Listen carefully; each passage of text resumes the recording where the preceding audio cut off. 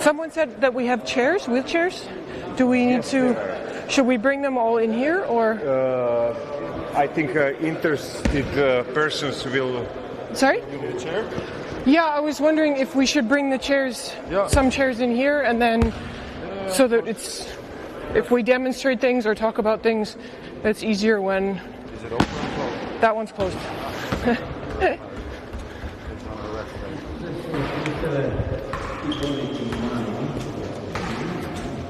Do you like the gym? It's awesome. Yeah.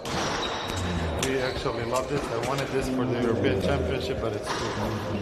Yeah. You have, you have individual gym, 3 courts, and it's ideal for organization, but this is a lot. So, here are the chairs. Ciao. Hi. To samo ovo stavio do gore. How Wide. for you? Wide. Wide? Try this one. Or the one? Is it two? Too small. Yeah. I have girls' hips. No problem.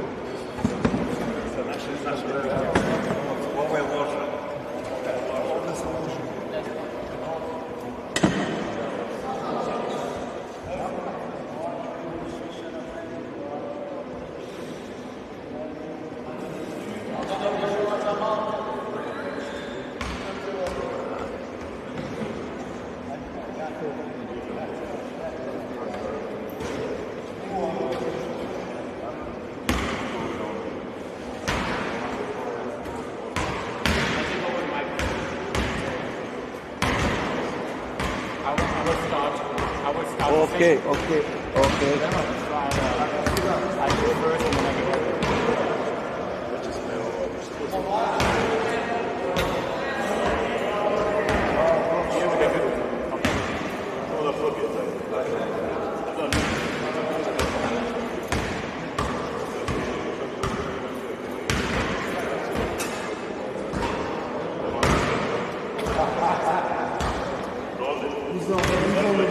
Zato već 15 minuta zajedno sam već prije.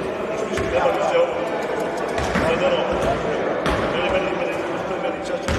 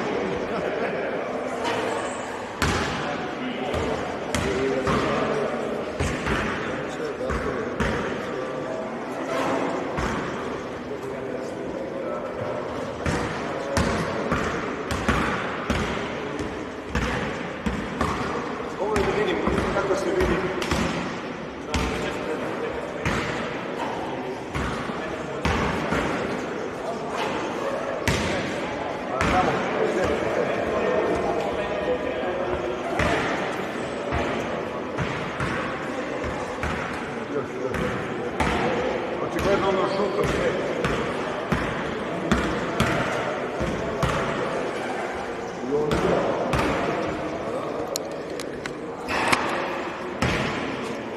Jesu to tvoja kulica? Nije baš dobro.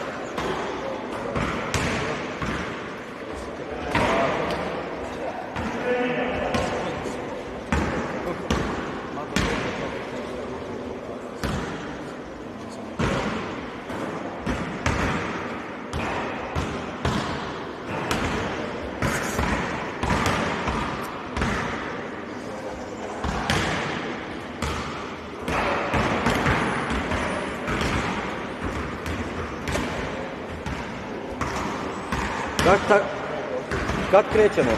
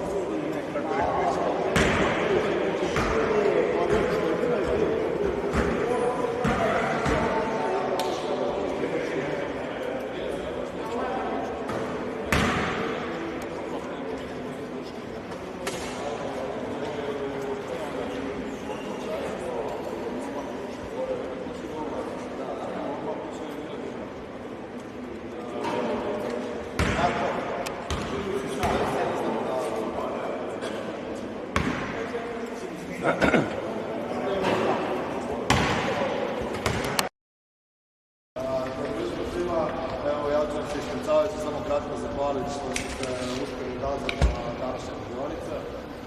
Radionice su zapravo iz razloga Rus projekta Power koji savez provodi od 20. mjeseca 24. i traje do 30.11.25. Danas imamo nastavak aktivnosti unutar tog projekta. Ovdje su Nikola i Janet iz Njemačke koji su zapravo došli danas da predstavi radionice trenerskog dijela koje će danas držati Janet i kasnije ćemo imati radionicu iz upravljanja hotelu diplomatije će držati Nikolaj gdje će predstaviti najbolje prakse rada Njemačkog saveza. Ja sam iskreno jako sretan da smo ovo uspjeli napraviti jer mislim da je to nešto na čemu moramo raditi dosta kao savez i individualno kao klubovi i veselim se od toga u budućnosti bude čak ako je moguće i više. Zahvala sam danas i partnerima što su uspjeli odazvati i uspjeli naći vremena da dođu u Zagreb, da nekako radi s nama na svima na kritičnim točkama zapravo za rast naše organizacije. Da sad ne duljim, zamolio bih Nikola da se kratko predstavi sebe i Janet i da krenemo sa djelicama. Okay. Okay, thank you so much, Damian. I hope you can understand me well with English. You have to make sure that you find maybe a translator if you don't understand me well, and please ask us if you don't understand very well. First, I want to give a big thank you to Damian and to Ivan, who contacted us and asked us if Janet and I can become a part of this clinic, which is always very interesting for us because we love to exchange thoughts and ideas around wheelchair basketball. We feel like we have a wheelchair basketball family, and in whatever countries we're going, we feel like we're home. And we're going to Nepal, and we're going to Africa, and we're going to Canada, and wherever in the world. And we like to exchange thoughts to make wheelchair basketball better and more popular, so that more people get inspired by wheelchair basketball. So thank you very much for having us here. And I'm just pleased that we have international wheelchair basketball players, the best professional referees, and everybody coming together, and that's very interesting for us too. In the first part, Janet, where I will say something about her, because maybe not everybody knows her, will teach about coaching and drills and skills with the wheelchair, chair skills, where in the afternoon I will talk about federation, the organization, about clubs, about sponsoring, about recruiting players from what we do in Germany. And then tomorrow we're coming back here. Introducing my wife, Janet. She's a former wheelchair basketball player. She started playing stand-up basketball. She played professionally over in Europe as a stand-up basketball player. She then decided to play rugby. With rugby, she had a big accident, so her knee blew off, and she started playing wheelchair basketball, right? And then she became a professional wheelchair basketball player. In 2014, they won the World Championships with Canada, and Janet was kind of known as one of the best female basketball players in the world. And after her sport career, she became a coach, and she just finished her 8 years with Landil, where she was head coach of the professional team in Germany. But she also was assistant coach of the German national team with the women's program. I probably forgot a lot of things, but yeah. Then to myself, my name is Nikolai. I'm involved in over 30 years with wheelchair basketball. In 1994, the German wheelchair basketball Bundesliga was open to people without a disability. So all the clubs were looking for stand-up basketball players, and I was a shooter, so people saw me and they liked me, they can sit me in the chair and he can score. So I tried it out, and I had just so much more fun with wheelchair basketball than with stand-up basketball. I decided to stay with wheelchair basketball. I had the opportunity to also coach in the Bundesliga for stand-up basketball, but I was also coaching wheelchair basketball. And obviously there's more money involved in stand-up basketball than in wheelchair basketball. But I always decide for quality and not for quantity, so I actually decided to go for wheelchair basketball. And I have never regretted. Like it's a great, fascinating sport. And realizing from yesterday evening, where I was able to meet some of you guys, it's just so much fun to be here with all of you guys. So it will be a very interesting clinic for us. I hope we can fulfill your needs. Damian was saying, oh, we're just building up the root levels in Croatia, Serbia, Macedonia, and I'm coming here and we're talking to experienced players, to professors, and we have these programs and we have this funding. I'm like, oh my God, like I'm more coming, and I want to learn too, and I want to see how things are going. What I can see is that in Germany we probably have a longer history. We had our first German championships in 1970, and people in the old days have been doing a great work, and obviously things build up. But I'm really excited to see how Croatia is also going to develop in the future, Serbia and Macedonian, to see where it will grow. And I see a lot of potential, and I just feel honored to maybe help a little bit. So always make sure when we're teaching something, when we explain something you don't understand, please ask us. Okay, we want to make sure that we bring the most to you guys. Yeah. Do you want to say anything for the start? Shall we start going? Yeah, it's great to be here. I want to point out that Nick forgot a few things about himself. Oh. He was for a while the top scorer in the German Bundesliga, in the first league.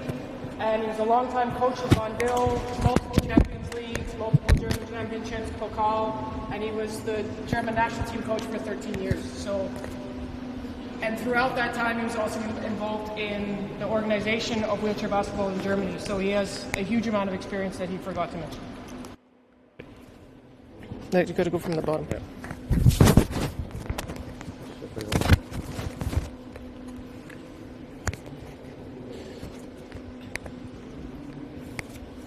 Sorry, technical. Okay, good. Yeah. Okay. Yeah, so I guess we'll start into more or less into just what we're going to do today. We want to start with the things that are the most important when we get into coaching, when we get into practices, what we need to be thinking about, and where we have to start. Okay, so one of the first things that's really, really important, and we don't necessarily need to demonstrate it, but it's something that everybody needs to do before practice, is what we call prehab. So that's your stretching and your warm-up and all of the things that you do before you actually get onto the basketball court. Okay, and a lot of athletes, myself included when I was an athlete, we tend to think, no, it's not that important. Okay, but getting your exercise band out, doing your warm-ups, that stuff that Nick can attest to it, that the more athletes do that and the more disciplined they are with that, the fewer injuries they have, especially shoulder injuries, elbow, wrist, the things that hurt a wheelchair basketball player over time. And you don't need a basketball court to do that. So if you're limited with your court time, so for us, for example, even though we're a professional team with Landil, we get on the court and we have the court for 2 hours, and then we have to get off the court again. So before we get on the court, in the hallway outside, while we're waiting for the handball team to get off the court or the twirlers to get off the court, the guys have their bands out and they're doing their exercises and they're warming up their shoulders. They have their black rolls, they're rolling, they're stretching. All of that warm-up before happens, 20 minutes before practice starts. And so that's very important to get your athletes, especially the young athletes, in the habit of doing that all the time, every day before practice, and at home on their own as well, before games too, because that will help them be stronger and fitter and be able to play longer their whole career. We have to understand that people in a wheelchair will always need to use their shoulders, elbows, and wrists for being mobile, get into the car, get into the bed, change seats. And we saw that in the earlier days where we didn't take care of them, they all suffer with their shoulders. They're all bent over, right? They're always pushing to the front, and they're not healthy. And we have a big coaches in Germany. The promise to people in wheelchairs, we're saying we cannot let that happen. Once the sports career is over and people in wheelchairs suffer in their daily life because they play basketball just in the one way. So we always make sure we're doing our shoulder routines, usually with bandage, 15 minutes before every practice, and the players will be healthy, and they can practice that hard without suffering. Just so you know, when Nick has something to say, I'm going to move over next to him so that he's close to the microphone for everybody watching online. So if I'm going close, that's why. It's not just because I like to be close to it. The next most important thing in wheelchair basketball that often gets overlooked because it's something that not all players like to do are chair skills. Because in wheelchair basketball, if you cannot move up and down the court, you can't score and you can't play defense. And you will lose every game you play. And it's not a lot of fun. So in practice, you have to do the chair skills in order to be good on the court. And that's something we want to go through some of the really important chair skills. We have some people in chairs. I'm not going to make you guys go full out in chair skills, but we're going to demonstrate some of the chair skills. And I have a chair skills workout that I have together that I can share with Damien, and then he can share it with you guys, that has various chair skills exercises. Most you've probably done before, and then workouts, like how many times you do each one. What I used to do is do sort of 1.5 minutes to 2 minutes of a chair skill, and then take 1.5 minutes to 2 minutes off, do each chair skill 3 times, and do the workout for about 20 to 30 minutes, and then move on to other things. And your athletes are going to say, they're going to hate it. It's hard work. Chair skills are really hard work, but it's the only way you're going to get better in your chair. Okay, just playing 5-on-5 is not going to get you as good as doing chair skills. So it's a very, very important part of wheelchair basketball. Okay, and it doesn't matter if you're Pat Anderson, best player in the world, if he gets 2 players holding him and he can't get away from 2 really fast players, he can't score and he can't play defense. So Pat's pretty good at getting out of those situations, let's be honest, but it's just a way to show you that it doesn't matter how good you are. If you can't move your chair, you can't really contribute on the court. Even the referees are easier than it is. Yeah. At the beginning of my coaching career, I was traveling through the US to different colleges because they had great coaches. And the one college I never forget is the University of Illinois with Mike Frogley, the former Canadian head coach. And this team had practice every morning from 6 to 7:30 before university. And after warm-up, from 6:20 to 6:40 every single day, they were doing chair skills. Just flat-out chair skills every morning during the week. And afterwards, you see those athletes have become so great. Whether it's Steve Serio, Hiroaki Kozai, Brian Bell, I mean, lots of people. And that is the effort that you have to put into chair skills. Yeah, key to everything. It's a thing that you don't often see. You watch those guys play international and you see them win gold medals, but you don't see all of that effort that goes in on the chair skills, because they also don't always post the Instagram posts now of them doing chair skills. They post it of they're doing the shooting drills, but they still do chair skills a lot. So we'll demonstrate a few of them with the unlucky candidates who are in wheelchairs. So one of the I'd say probably the most important things and the easiest thing to practice, because you can do it on your own. We can all get on along the baseline. Are stopping and starting. So it sounds very simple and very basic, but within that there are important things. And to break it down, something that we forget, something that people didn't teach me right away when I started wheelchair basketball, was how you actually push.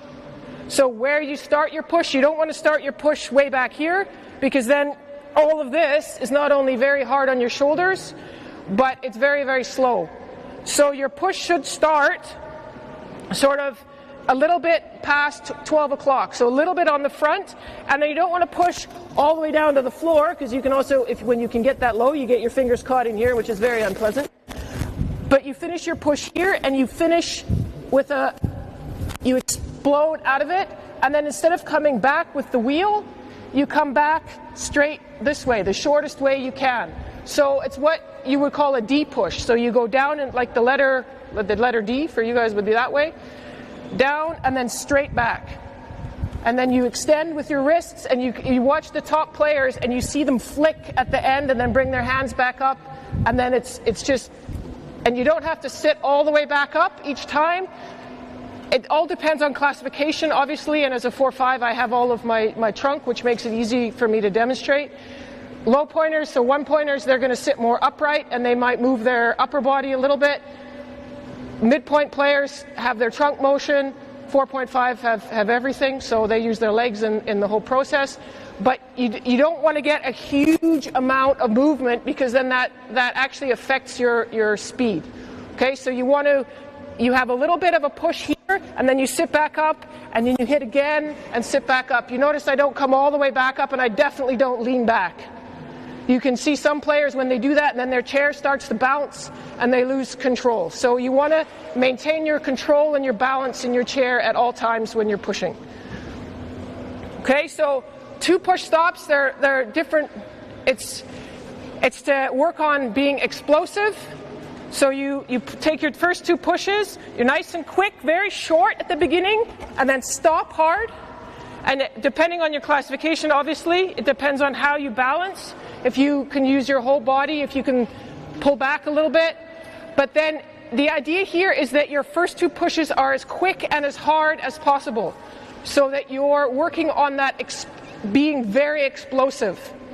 Okay, so you don't want them to be long, you want them to be quick and short. So maybe we'll all do this together. We'll go maybe just to half, go as hard as you feel you can. 2 push stop, 2 push stop, as fast as you can. Okay, ready? Go.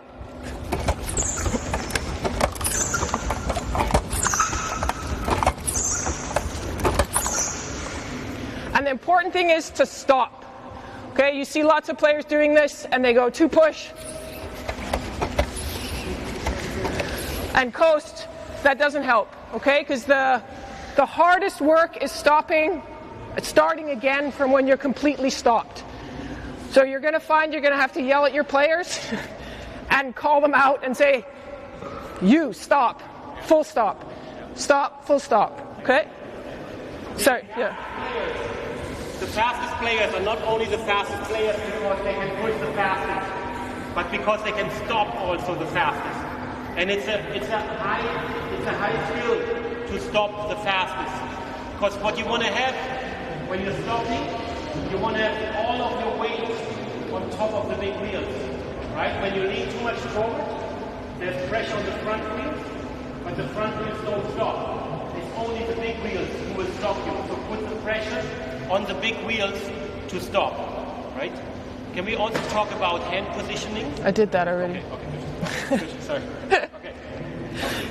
Okay, and then then obviously we don't play in a straight line with wheelchair basketball. We're constantly moving.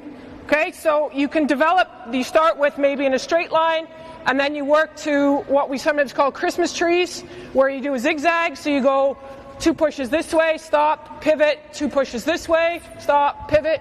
You can mix it up. You can say, okay, 2 left, 1, 3, 2, 1. You can mix it up. And then you get into drills where you go 1-on-1. Or you can, if you're on your own in a gym, and this is something you can tell your athletes, you can always pretend. Okay, you can pretend you're guarding your nemesis, so the person that you play against that you want to stop the most, either in practice or in a game. You pretend you're playing defense against them, or the person who stops you all the time in practice. You pretend you're playing against them, and you go, okay. And you just imagine yourself working really hard against them. Obviously, then in practice, you can do it 1-on-1 against each other, but those skills and that work is incredibly important to what you have to then do on the basketball court. Okay, other chair skills that are really important, get in pairs, so 2 together and 2 together, and come out here. So we're going to work a little bit on maybe you two come here too, yeah, and one here, one in the middle, and then you next to on this side. And turning and getting around the chair is very, very important. So doing U-turns and V-cuts. So there, U-turn is we pull back, and we make sure when we pull back, we don't just pull straight back. You pull back a little bit. I don't know if you can see this from here, but you can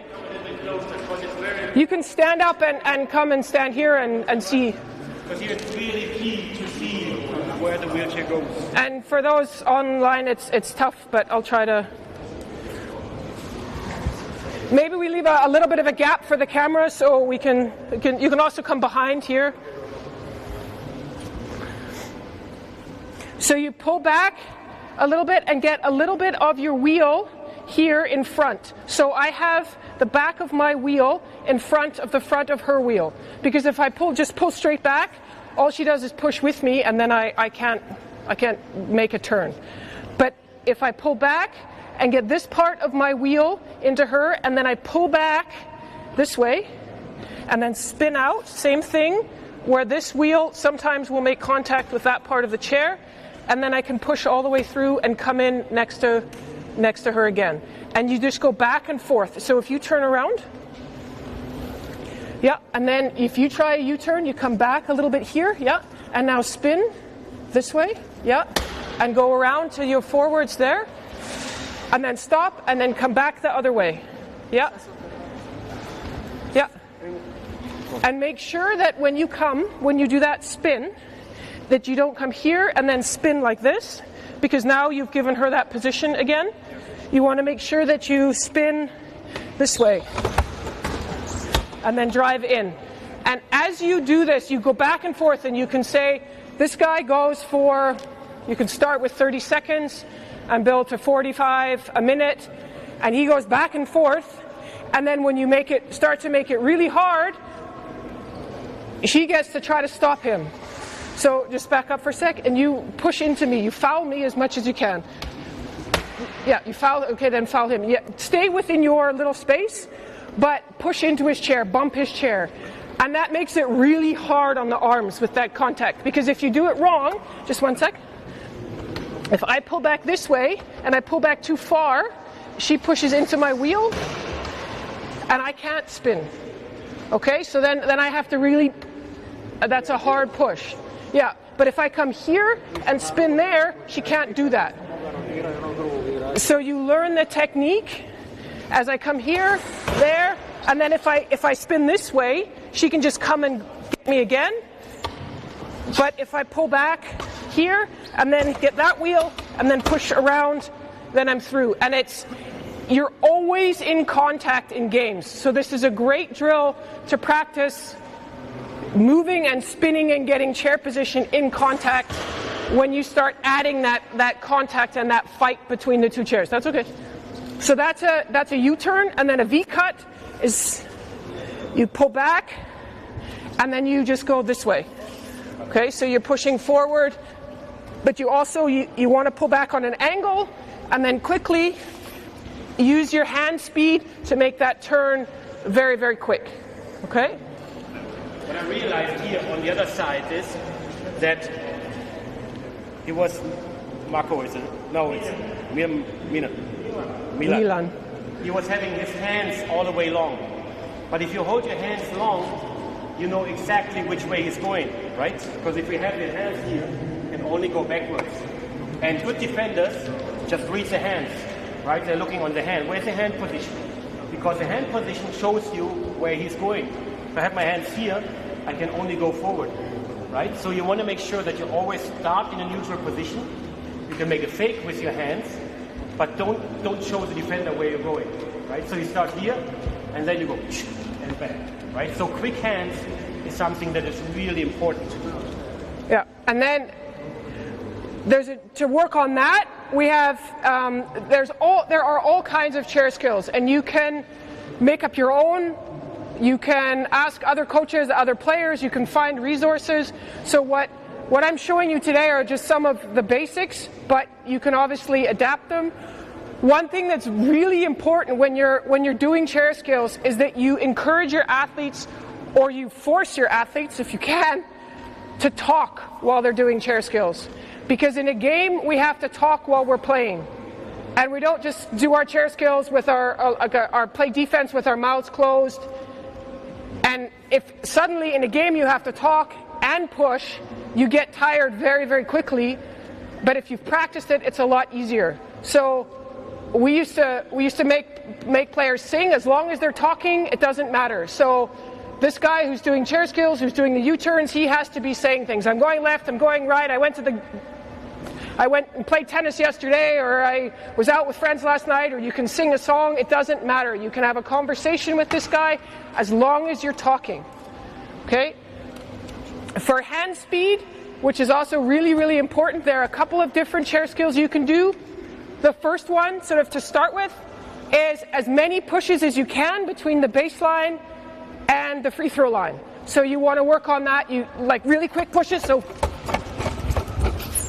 just with quick hands, you can do it alternating. So, and that you practice and you challenge yourself. How many did I get last time? Okay, I want to try to get more this time. I mean, you obviously don't want to just do. Some players you see doing this, they open their hands and they go. But you don't push like that in a game. So you want to make sure that you're doing it realistically and that you're pushing properly and as quickly as you can. I mean, the top players are going to do it way faster than I can, but that's something that you want to work on. And again, talk. Okay? Another more sort of full court one. I'll do it over here just so that you guys can see. And this is something you can try. Just push. Just go a little bit. You can use the zone. Here, come over here. And with basketball, we have these lovely sort of spaces. And you use your front wheels as your guide. And you go in, over the line, back out. up the side of the key, and then you sprint across, go back down to the baseline, sprint to the other end, and then do it around and sprint. And then you can do that in groups with your team. So you can say you've got however many you have, you can split them up. They can pass each other, doesn't matter, jump across each other, but always talking, singing, doing whatever they need to do. You can see I'm having trouble. I've only gone up the lane once, and I'm struggling with my breath and to talk. And when you do that at game speed, it's a whole nother sort of level, okay? So whenever you're doing chair skills, those are so important. It is so important to talk while you're doing them so that you get your lungs used to doing two things at once. Talking is a skill.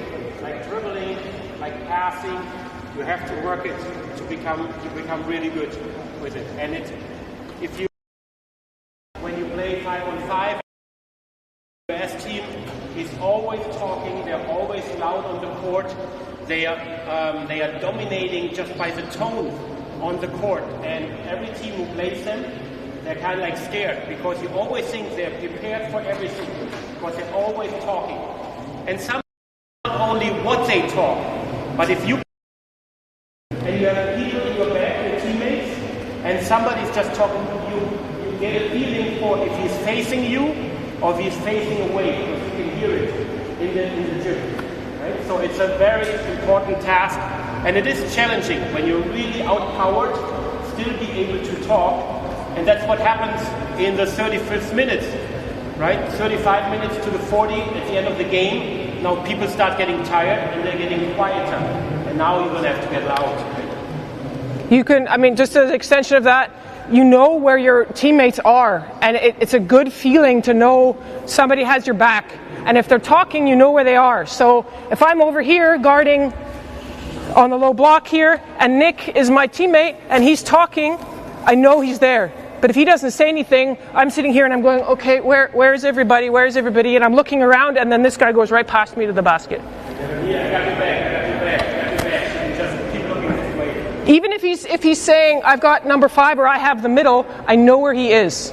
And that changes how I play defense. And so it's really important that that conversation is something that we don't let slide. It's easy because as coaches, we don't always want to be yelling at our team. But those are things that we have to sit down and we say to our team, okay, look, these are things that are really, really important to us being successful, or to us reaching this goal this season, or to us getting better. And then we have to commit to that. And then as a coach, you can hold them responsible. You don't have to make them run every time they don't talk, but find ways to motivate them and make it an important part of the drills that you do and of improving and doing chair skills and going forward. Okay? Should we take a quick water break? And then, because I'm sweating like crazy. And then we'll come, like just 2 minutes, and then we'll come back and we'll talk about warm-up drills. Okay? 2-minute break. Water. To drink. If it works.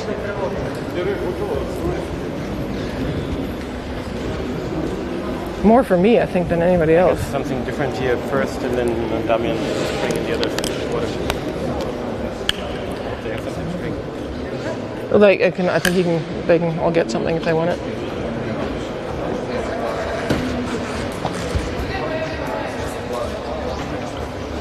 I'm soaked. Yeah. Well, me too.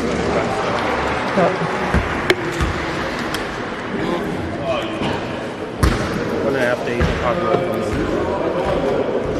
Can you find us 3 balls? I want to demonstrate caterpillar passing. We can't. It's going to be hard to demonstrate a lot of stuff. Chair positioning, or is it playing? No, that I want to do warm up stuff first. Okay. And then talk about chair positioning and defense.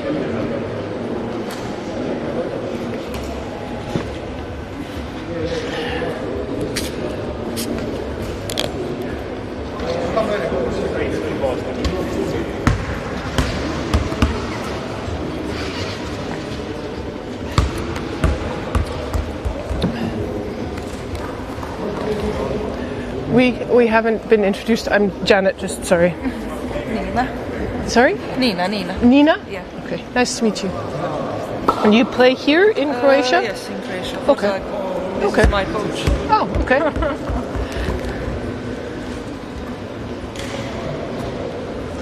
What classification are you? 2-5? No, one. One?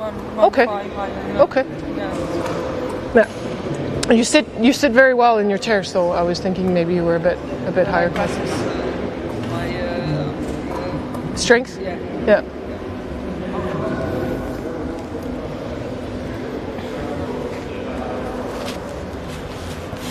Right? Yeah. Okay, we'll keep going.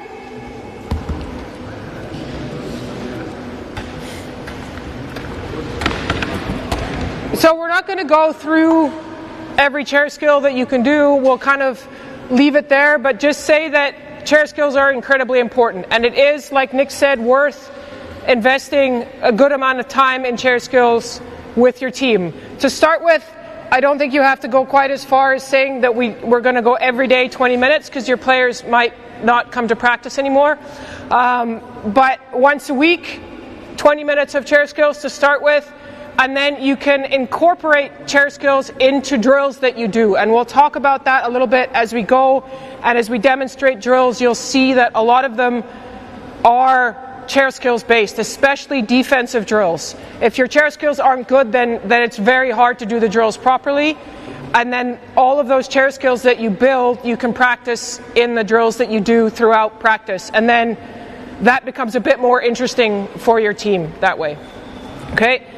Warming up for practice is also very important, and it depends on the kind of practice that you want to do as to how you warm up. So if you're planning on having a chair skills practice and you're going to make them push for an hour and a half, 2 hours really, really hard, so for me, when throughout the whole season, we have a structure to our practices because we play on the weekend, either Saturday or Sunday.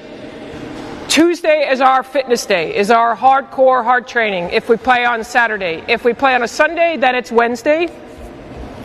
And that's, the guys know when they come to practice, they're going to have to push very, very hard. So that expectation is good for their mental preparation for practice. They know what to expect coming into practice. And then Wednesday is a defensive focused practice. Thursday is an offensive focused practice. And then Friday is game preparation.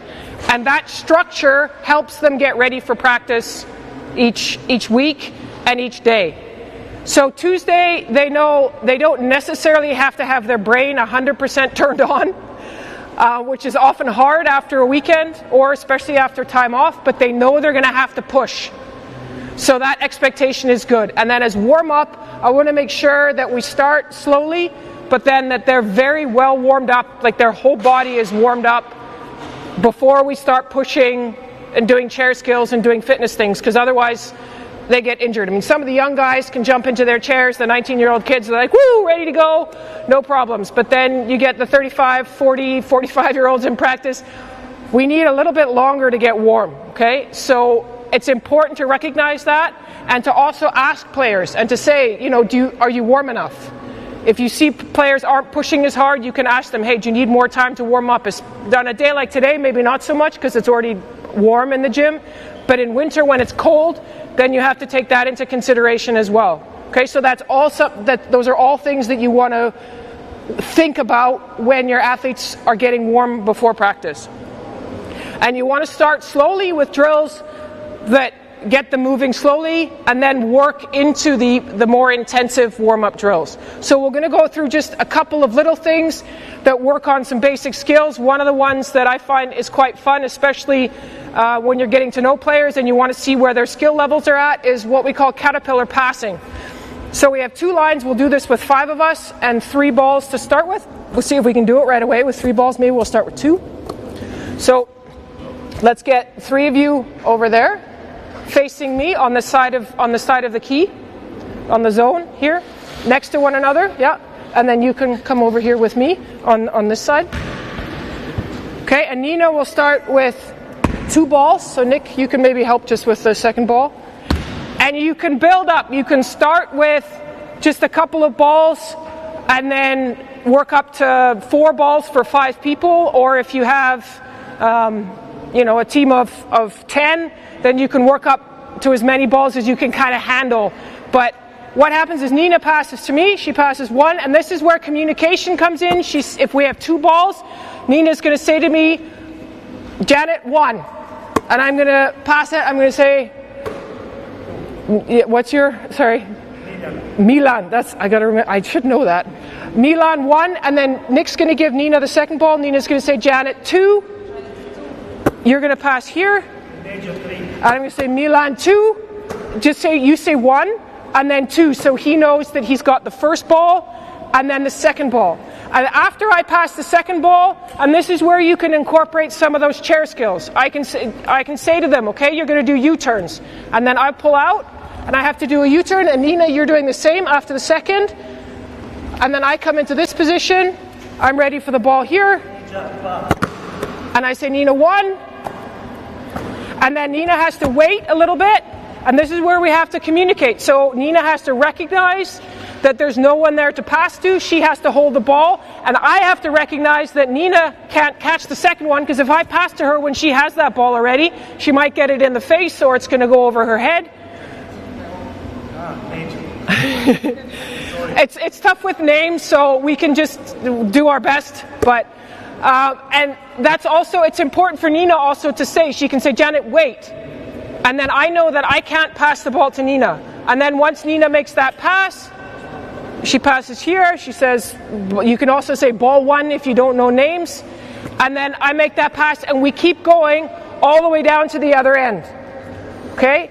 And when you can then incorporate different types of passing. So we say, okay, you catch and pass only with the right hand, or only with the left hand. Okay, bounce pass. Bounce passes in wheelchair basketball are not as common as stand-up basketball. They're a bit too slow, and with chairs it becomes very complicated. But they're good skills to learn. And then once you get a little bit more advanced, you can go into hook passes. We won't do this here because I think we might create a bit too much chaos. But you can do a left-handed hook pass where you're passing over the top, right-handed hook pass, and with those you can give yourself a little bit more space, especially when you're learning. You can come closer together, you can go farther apart. There are all kinds of things that you can do. You can do, instead of a U-turn, you can do a V-cut where you come back and you do your V-cut. You can also say, okay, we're crossing, so after I make that second pass, I actually go across and behind and join the line, so that you're communicating, you're working on your passing, you're working on your ball control, you're working on recognition. All of those sorts of things come together in one drill. Okay, and that's where it's important that when we're warming up, we're thinking of the things that we're going to need later in practice, and that we're waking ourselves up with those initial drills, and especially the practices where you're going to say, okay, you know what, today we're doing a lot of mental work. So we're working offensively or defensively, where we're talking about rotations, we're talking about things where they actually have to think. This is a great drill to start a warm-up, where they have to turn their brains on in the first drill in practice, because then that helps them wake up as we go through practice. Okay, this is a good starting one because it's something you don't need to do at full speed either. So all the U-turns and the V-cuts and all that sort of stuff, you can start slowly and then you can build it up. Okay, you can also work ball handling drills. So we get everybody with a ball if we can. There's one underneath there. Is there one more there? Yeah. Okay, so we can all start on the baseline. You guys can all go behind me, and then you can play sort of games where you say, okay, we have to play follow the leader sort of a thing. So you have to do the same thing that I do. Just wait, give me till my first direction change, and then you come after. So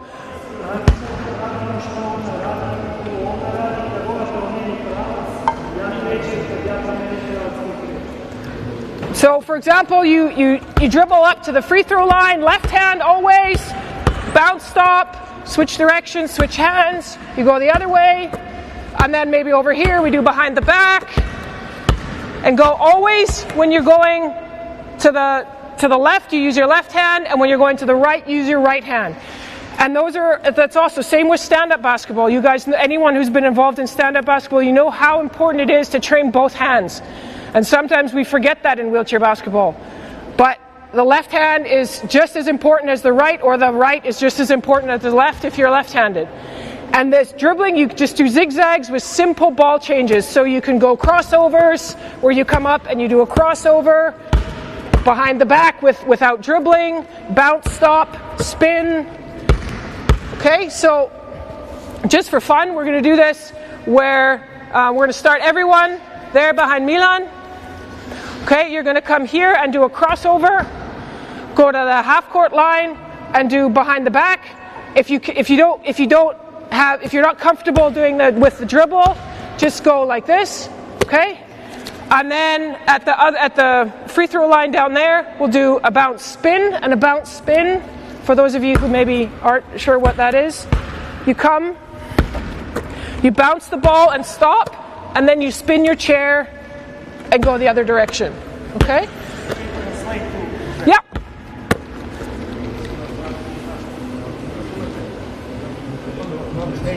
Znači, trebalo bi da radimo iste stvari, promjena je na ovdje otprilike na slobodnom bacanju, prednja promjena, pa tamo iza leđa na sredini, pa onda imate ovaj spin što je pokazala, znači da se zaustaviš pa da se okreneš. And the last one. Bounce stop. I'll go first, and then you can see. Yeah. So we'll go. So here. So cross. Here. Behind the back. Down here.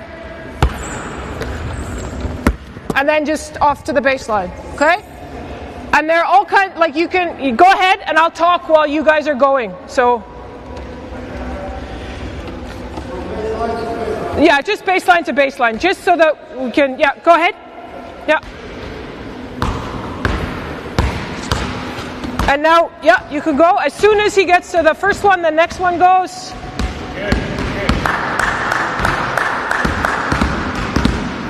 Okay, cross, yeah.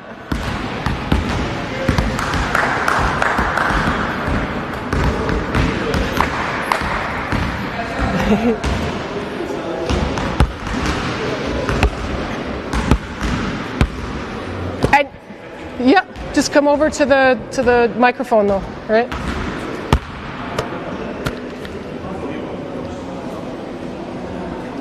Okay, you can incorporate this into all sorts of different drills. If you want to just work on ball handling, you can do this as a warm-up drill as well. So if on another day, instead of doing the caterpillar passing, you just do dribbling. And you say, okay, we're going to do, you put cones, it's easier with cones.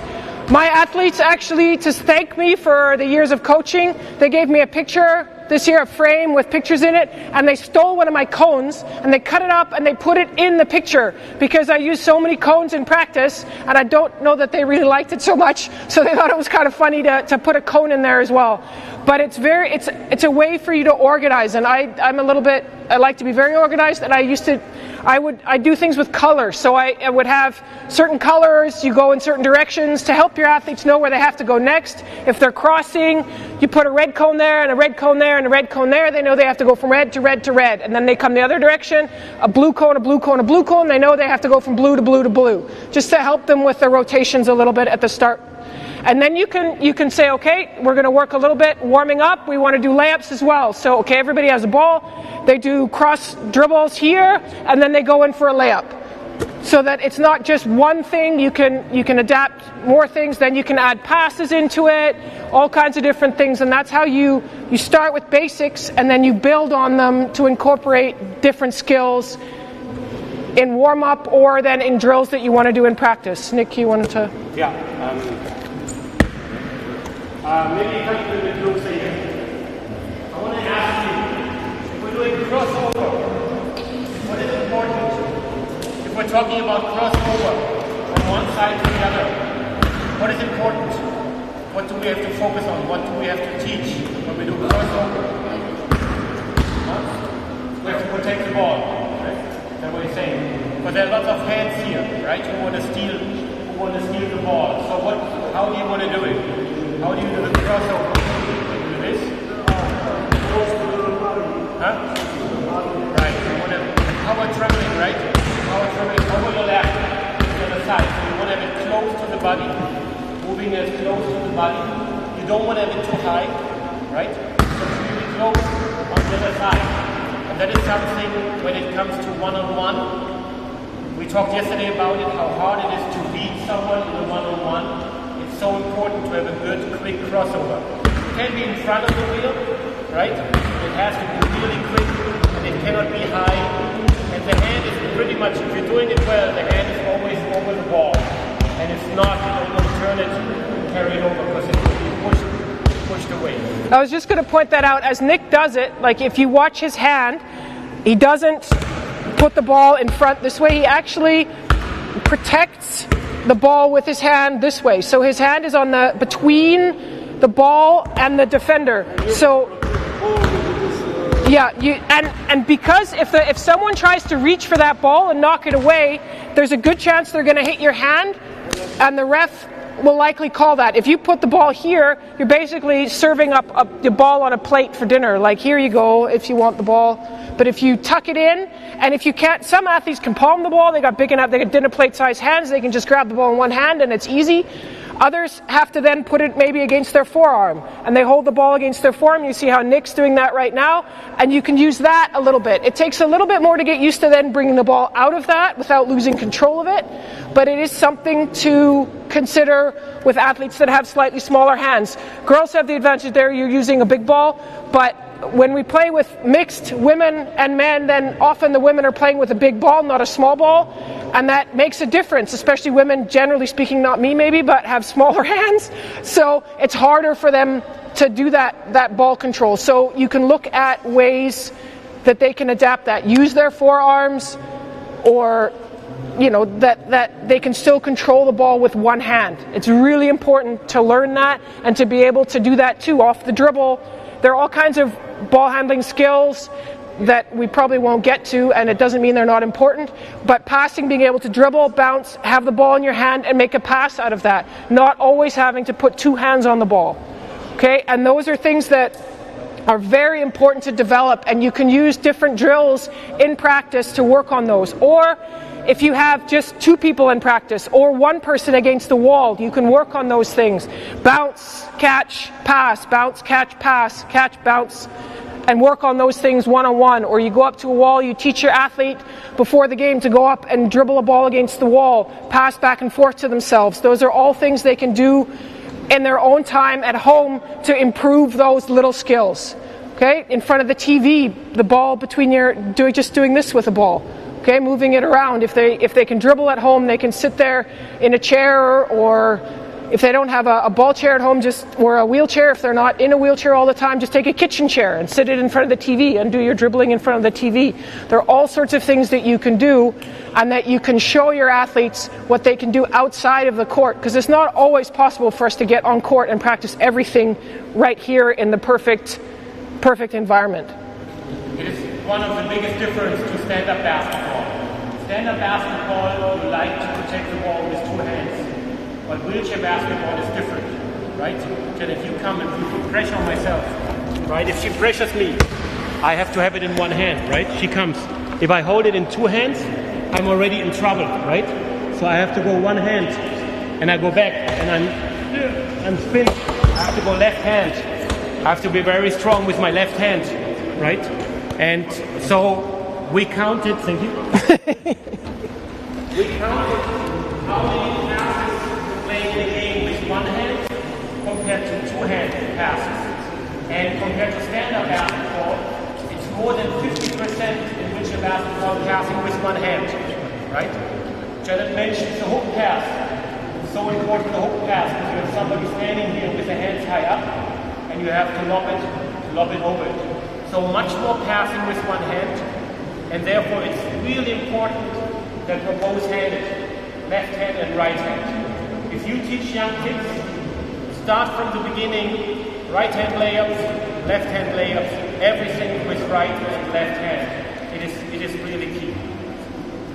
Okay, we talked about the crossover. Just one more thing. If we're doing the crossover while moving, right, make sure we're doing the crossover, but then we have to push the ball also to the front, right? Because we don't want to bounce just next to the wheelchair, right? And then I'm gone. I have to make sure I keep my feet when doing the crossover, because the idea is to be able to beat the defender. So I'm kind of like pushing, cross over, and then push to the front. Second thing, if you want to make a bounce stop, okay, bounce stop, really important.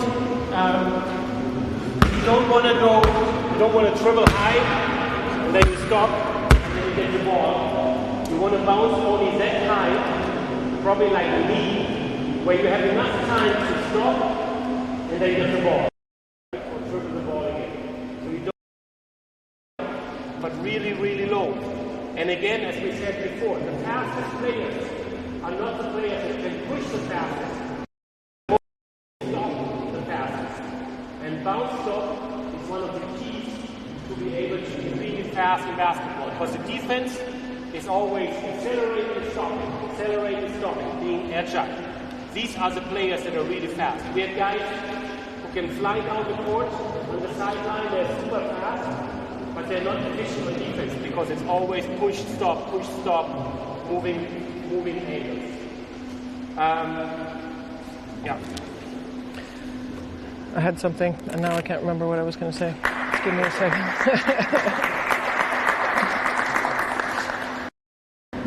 I had something, and I wanted to say about, I'll get there, it'll come back to me. A great drill for passing and learning to pass against defense is you divide your team, or the players that you have in practice, you divide them into two teams. It's better if you have even numbers, because odd numbers make it a little bit unfair. And then you just say, okay, we have to complete 20 passes before you get a point. And you can then start to add within the team. So one team has to pass to each other. You give them a zone in which to play. So if you have 10 and you have 5-on-5, you can give them, say, from the volleyball line there to the baseline. They have to use that full court. And then you have time putting pressure on you. You have to complete passes. Then you can add in, okay, you make it more difficult. You can't pass back to the person who passed to you. Then if the ball gets tipped by the defense when the ball's in the air, not if it's already in someone's hands, but if it's in the air somewhere, then it's a turnover, even if the pass is completed. You only have 3 seconds with the ball in your hand, so you don't have one person sitting there trying to make a pass for 5, 6, 7 seconds. If you have the ball in your hands for more than 3 seconds, it's a turnover. And then the first team with 3 points wins. You can increase it, you can start with 10 passes, you can then increase it to 20, to 30, and it's a nice warm-up drill as well that gets you passing. And the guys the players, sorry I say guys because I'm just used to calling the team the guys, but they have fun with it as well, because they foul each other, and you want to keep it controlled that no one gets injured, but you don't want to get too upset when they're fouls, because we have to play through fouls in practice. Now I remembered what I wanted to say. It was Nick talked about the bounce stop. Okay, the bounce stop is incredibly important in wheelchair basketball. Too often, players get in the habit of doing what, I'm going to use this, the chest stop. Okay, so with girls we can add some body parts to that, but where you put the ball here and you stop, and then you pick the ball up again and you keep playing. Okay, it's actually fairly easy for a defender to get their hands in. You're giving them a good opportunity to get their hands on the ball here. Okay, there may be fouls involved, but with the ball here, as soon as, like if Nick's next to me and we're pushing down the court and I want to stop and I do this, he's got his hands on the ball right away if he's a good defender. But if I do a bounce stop, he can't get to that ball. Okay, and it has to be early. You have to get players out of those habits early, because if they've been doing, I have a player already, she's been playing, I don't know, I played against her when she was 15 years old, she's 27 or 28, and she still stops this way. And we're trying to get her to be a little bit more consistent with the bounce stop, because she's very good at it. She does it very, very well. She keeps her space from the defense, but it's still something that you don't want to get in the habit of doing.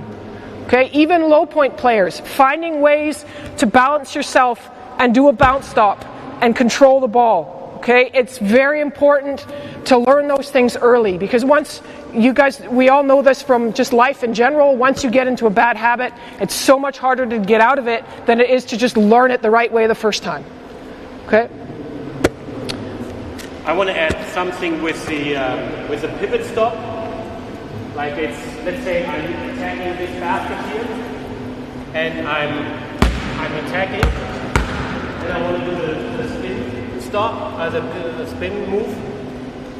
We're not big fans of that. We want to make sure as offenders we're never turning the back to the hoop. Because for the time that we're turning the back to the hoop, the offense knows exactly what we can't do. We can't score, we can't shoot, we can't pass in that direction. So we're working really hard on all these moves that Janet was saying, the V-cuts, the crossover moves, right? So once we're here and we're getting into here, the ball, we rather want to go out, but we always want to be able to play the dangerous pass inside, the assist to the basket. 100. Or we want to make sure we're shooters, right? Okay. And that's exactly what we talked about, working on your left hand, making sure that you can use both hands. Because what we see with players who are dominantly right-handed is here they're coming down the left-hand side of the court. They've got a defender right on their chair. You're having problems pushing. But just, if they can only pass with their right hand, I'm right on their right hand right now. And it's very easy for me to defend that. Okay? But if he can use his left hand to pass, he doesn't have to make that spin move. But players who are very right-hand dependent, they're going to want to make that spin move so they can get back to be in their nice comfy spot and pass with their right hand. A clever defender will stop them from making that spin. So as he tries to spin around, a defender will get in the back of their chair and get them pinned that way. And now, what can he possibly do? He can't see anything that's happening behind him.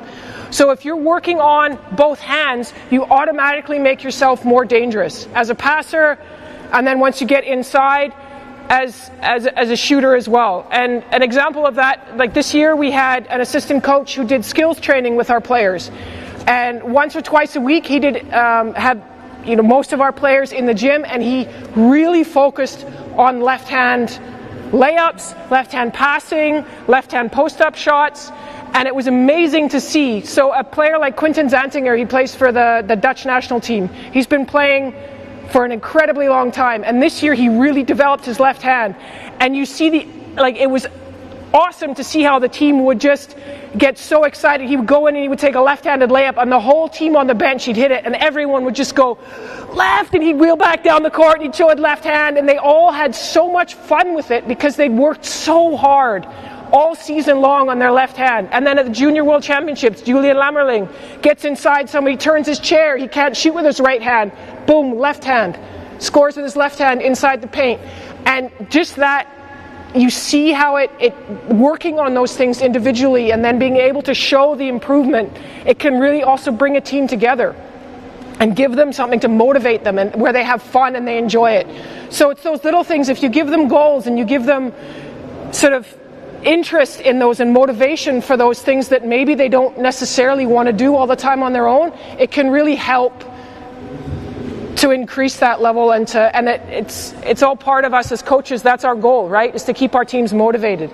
And it's not always easy, and that's why things like this are so important, where we can exchange ideas, learn new drills, learn new ways of teaching things that help each other. Have you heard of Thomas Böhme from Germany, from Landil? Thomas Böhme is one of the best players, class 3, I think, that is out there in the world, and he's working every week.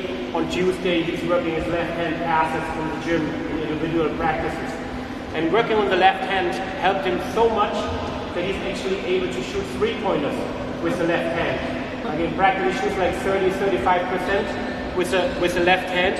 And this comes from just working with the left hand, like passing, layups, and then the left hand just gets so much more better. Because it's also the brains, right? You want to work diagonal, the right part of the brains, working the left hands and arms, and you want to get that habit into them, right? That you can use it all in the game. Yep. Okay, let's grab another drink because I'm thirsty, and then we'll come back.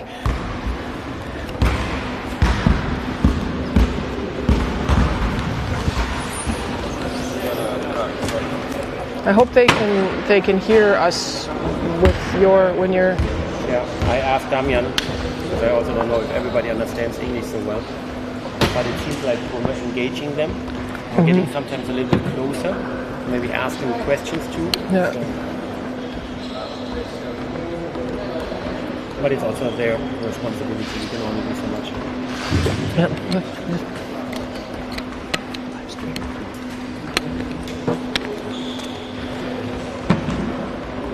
Do you need your papers?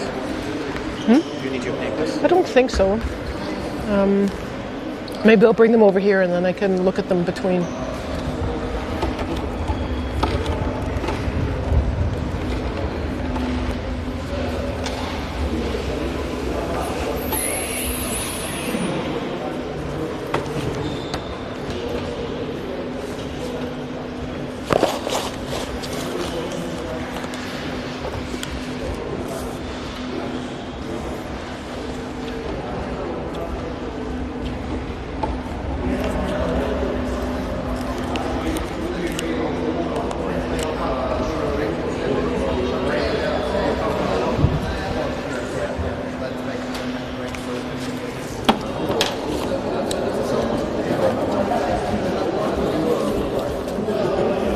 So we're making a break. Okay. Okay. Yeah. I don't want to call the ambulance. So how long? 11:30. 10 minutes. Okay. 11:30. Should I just tell everyone? No, well, Okay. Napravit ćemo 10 minuta do 11:30 pauzu. Malo slaviti.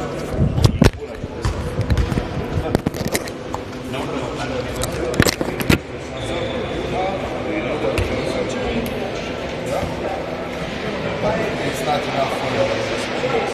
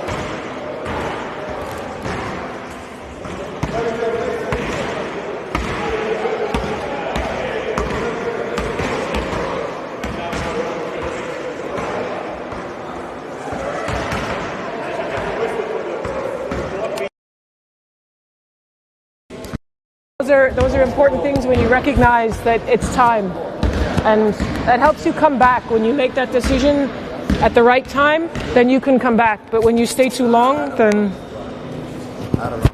I have a problem that I don't miss it. You know, we have like summer breaks, which are between season, and when you don't have a competitive season with the national team, you have a break. And I was looking forward to the break to finish just to start training. Yeah. And then it just vanished. yeah. Yeah. So when it gets to that point, I miss it. I think that will come back, but I'll hope that I won't have 56 years old. What is the name of the guy who Okay, we'll get started again. Hopefully when I yell, it's not too loud for the poor people online. After the whistle, it's a €3 fine when you shoot.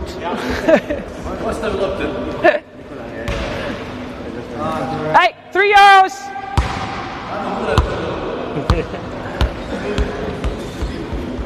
Okay, Nicola told me before the camp he likes nice shot. So €3 more.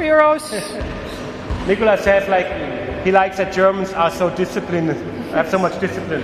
I actually have to say, I got really nervous when 10 minutes before the start, 10 minutes before 10, there were no wheelchairs here. I'm like, no, we're not going to make it. Now we started here 1 minute after 11:30. I'm like, oh, that's not good. You make him nervous. Coach is calling out, come together, somebody's shooting. It is actually a fine in our club. They have to pay when the coach blows the whistle and somebody's shooting. It's stereotypes, right? We're not all like that, but it is still interesting to have that discipline. Yes. But the guys actually have fun with it too. So they see me walking to the middle of the court, because generally I'll walk to the middle of the court for practice, and I have the whistle, and some of them will be watching me and they won't shoot, and others who aren't watching, the guys that aren't shooting will watch the guys that aren't paying attention to me, and as soon as I blow the whistle, they'll pick the ones out that maybe the ball is just on the fingertips when I blew the whistle. They'll be like, 3-0! And so it becomes kind of fun for the team in certain ways. And so it's just kind of neat ways to you get a certain starting point to your practice, but there's also a little bit of fun there for the players as well. And we have drills too, where every now and again there's a fine if they do something wrong in a drill. So we have a frustration drill, we call it, where you play defense for 20 or 30 seconds, depending on the timing. We'll go through maybe that later, and the offense isn't allowed to shoot until I blow the whistle. And the guys often get carried away and they'll shoot because they have a wide open layup, and they'll shoot and then everyone yells 3-0, and it's a fine for whoever shot the ball. So it can be quite fun to kind of have those little rules in place, and the players tend to enjoy it. Well, we always have high goals. And the only way to reach those high goals is working really professionally, right?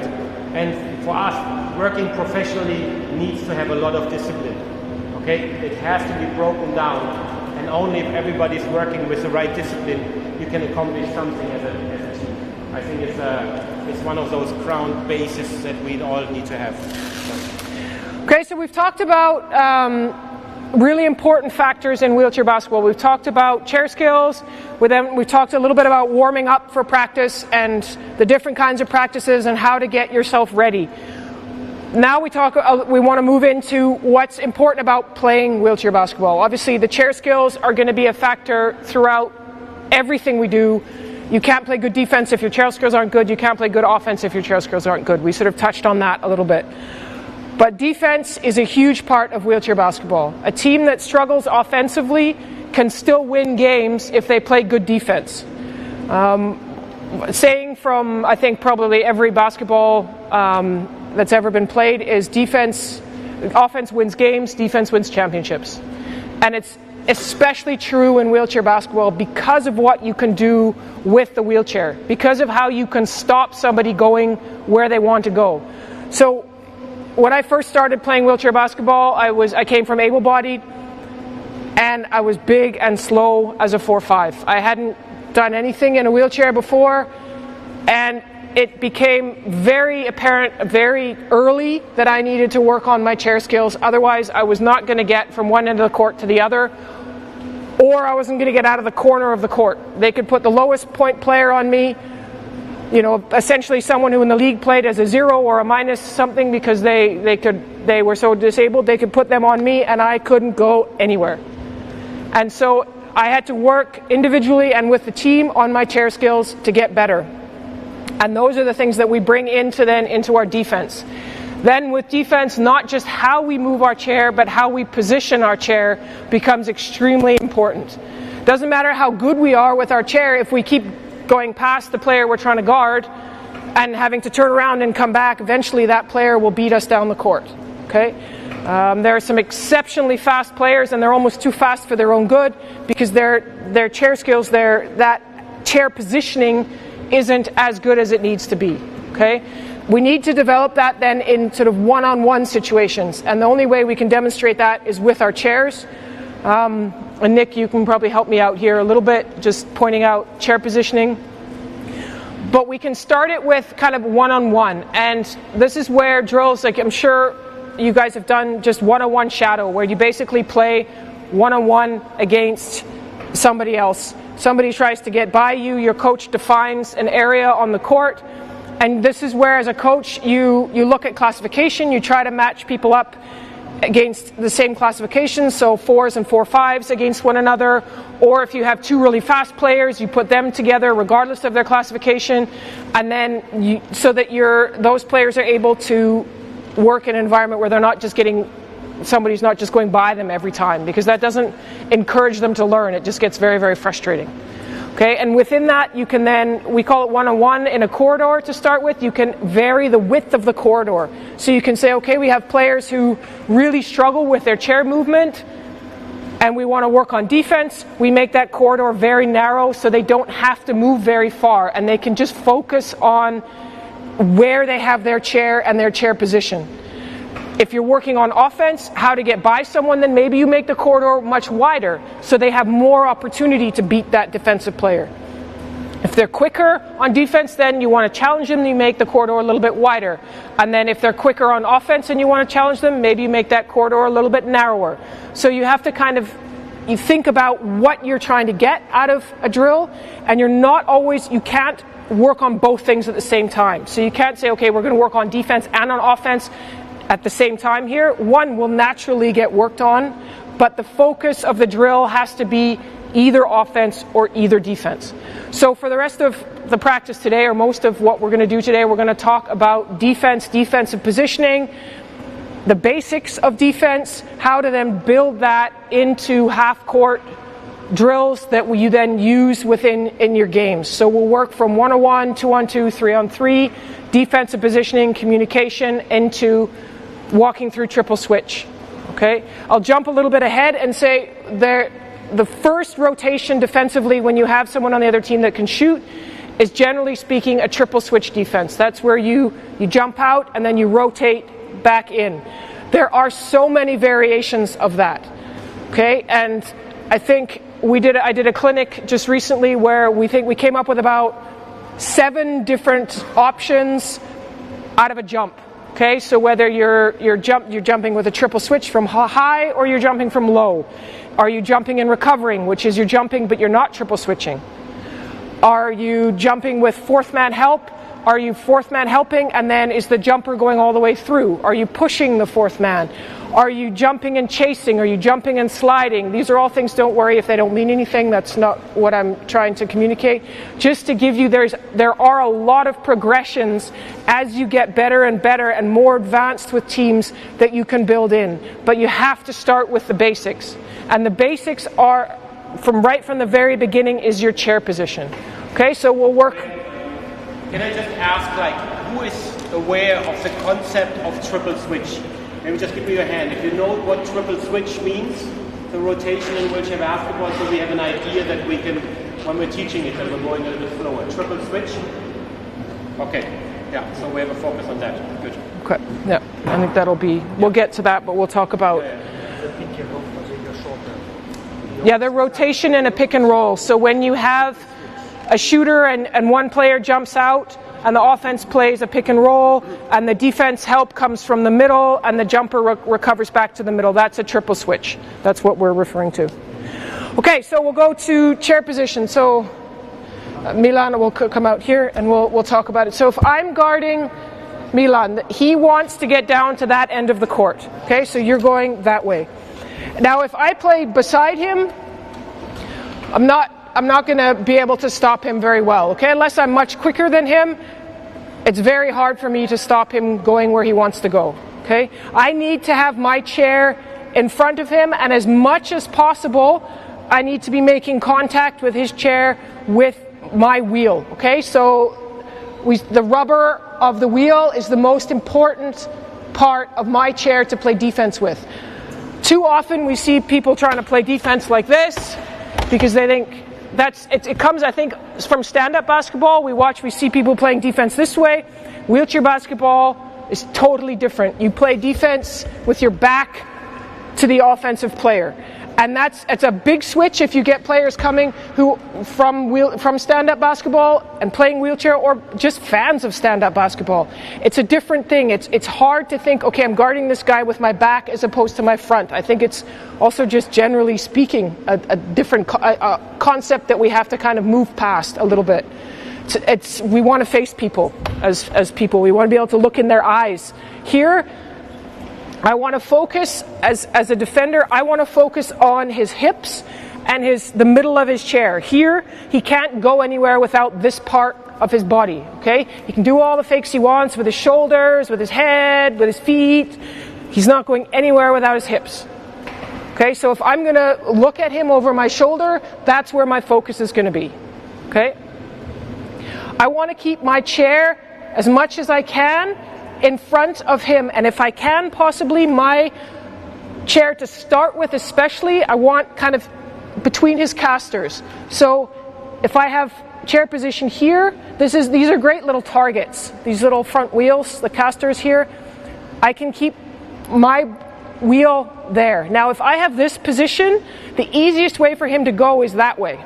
Okay, so I can also anticipate with my chair position where he's going to try to move his chair next. And as he tries to go that way, I can try to get in front of him, and I keep I want to keep the front of my chair, probably the front of my wheel, kind of equal with that caster. Now, as you get better and better as a defender, you can come back a little bit and play just in front of his wheel. Okay, but when you're learning and when you're teaching your athletes early on, you want them to kind of have a little bit more chair position in front of them. Can you block him on the protective bar with your... Here? Yeah, no, protective bar with your tire here. Yeah. Yeah, I can, and as he tries to go by me, now I'll try to make I'll make chair contact with him, and I'll stop, but I don't want to stay this way for too long, because if he turns his chair in, now he holds me, right? So as soon as I make this contact, I want to turn my chair and get that rubber on his bumper again. I want to get off his chair, because if he's able to get into the side of my chair, he can hold me, and then he might not be able to beat me when he's holding me that way, but because wheelchair basketball is a team sport, all he's doing is holding me till his teammate comes and sets a pick, right? And now I'm done, and now he gets out and around. So you want to be also thinking about what can happen next with the other players, and that's why we work on this. So as Milan drives towards the sideline, I want to use the sideline, I push him towards the sideline. As he gets there, now I know he can't go past me. I want to turn my chair and be facing the other way.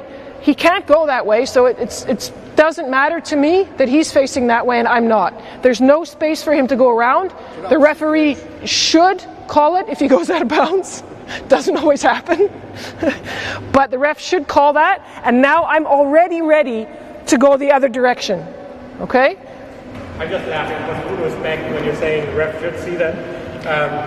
The refs have a lot to see. I mean, it's not, they can't see everything, and you don't want to play it so close that if he goes by and he just touches the line by this much, because that's a very hard call for the referee to make. It's hard for him to see. But if about a half a chair width, if he has to go this far out of bounds, that's much easier to see.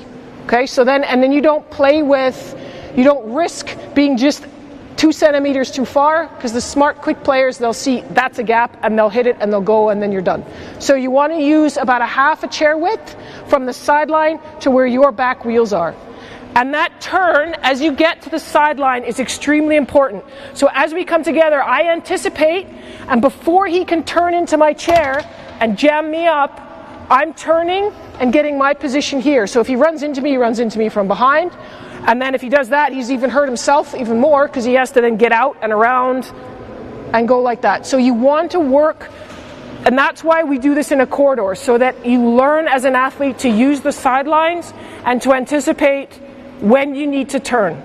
Okay, and so we go one-on-one here, and I'm constantly staying in front of him, and then as he changes direction, I know he's getting there, I turn my chair. Now he's got to try to beat me. He's probably going to have to do a U-turn. I can even go here, then I can get in front of him again. Okay, you want to try to teach your athletes early to use quarter turns when they're playing defense. So I don't want to turn my chair and come in here and be this aggressive, because now I'm facing again the wrong way. Early on, you want to teach, this is about as far as I'm going to turn my chair to the side. Back to the middle is a quarter turn, back to the side is a quarter turn. So if this is your plane, if you're talking degrees, you're always working within sort of 45 from your flat line in the middle. So that's your space of defensive movement. It means you're going to give up space towards the basket, but that's okay, because you can't, not everybody is able to stop somebody dead. As you get better with your chair and better defensively, then you can look to be a little bit more aggressive depending on speed matchups. But it's very important early on to work within that sort of that 90-degree zone that's kind of here. Okay? And that means really making sure that you will never turn as a defender with your foot plate towards the offender. Because now when it goes, this is where you get the foul calls, right? Now you accelerate, and now it goes with bomb here, and that's a foul, right? So you never want to, and that's one of the most important things, you don't want to defend with your foot plate. You want to defend with your back. It's always with your back. right? And we have to understand, because it's a very difficult task. Jenna was saying you like to look there, but you can't. In wheelchair basketball, we're saying you need to have your head on a swivel. So you always need to check your shoulder. You've got to check your shoulders. You always have to look, okay? Always back, but you cannot turn around because you get beat this way, right? Because you cannot turn. And maybe because it's so important, even though Janet said it, I want to repeat it again. We have a concept of axle to caster defense. So we want to defend with our big axle to the casters, and then really key that you never get pinched. Okay? Getting pinched is the way to prepare a pick from a teammate. So you pinch her, now your teammate comes in the back, she cannot move away, now we got her, we're going 2-0, right? She's out, right? So that's something we always have to make sure, and Janet mentioned it, we don't have to defend the same width, we don't have to defend to the sideline, we don't have to defend to the baseline, because it's just too much what we can cover. We can always stop here earlier, half the chair width to the baseline, right? It's good enough. He cannot go down there. We're stopping earlier, so we have to defend less space. Good. Sorry, lost my train of thought a little bit too. This you can incorporate early as a one-on-one drill, and it's very important to do this until you don't. I mean, obviously not in one practice. You don't want to repeat this and repeat this and repeat this and put your athletes through this until they no longer want to play wheelchair basketball. But it's something that you have to repeat a lot, and we've done this probably. We still do this with the top teams. I mean, if you watch the top teams practice, top teams all over the world, this is something that they still do in practice on a fairly regular basis. One-on-one, working defensively, and obviously changing the rhythm. You do it. What we do in practice is, again, like we do it like a chair skills drill, because this is in and of itself at a high intensity. When you pick up the speed, it's a chair skills drill. You're working very, very hard offensively and defensively.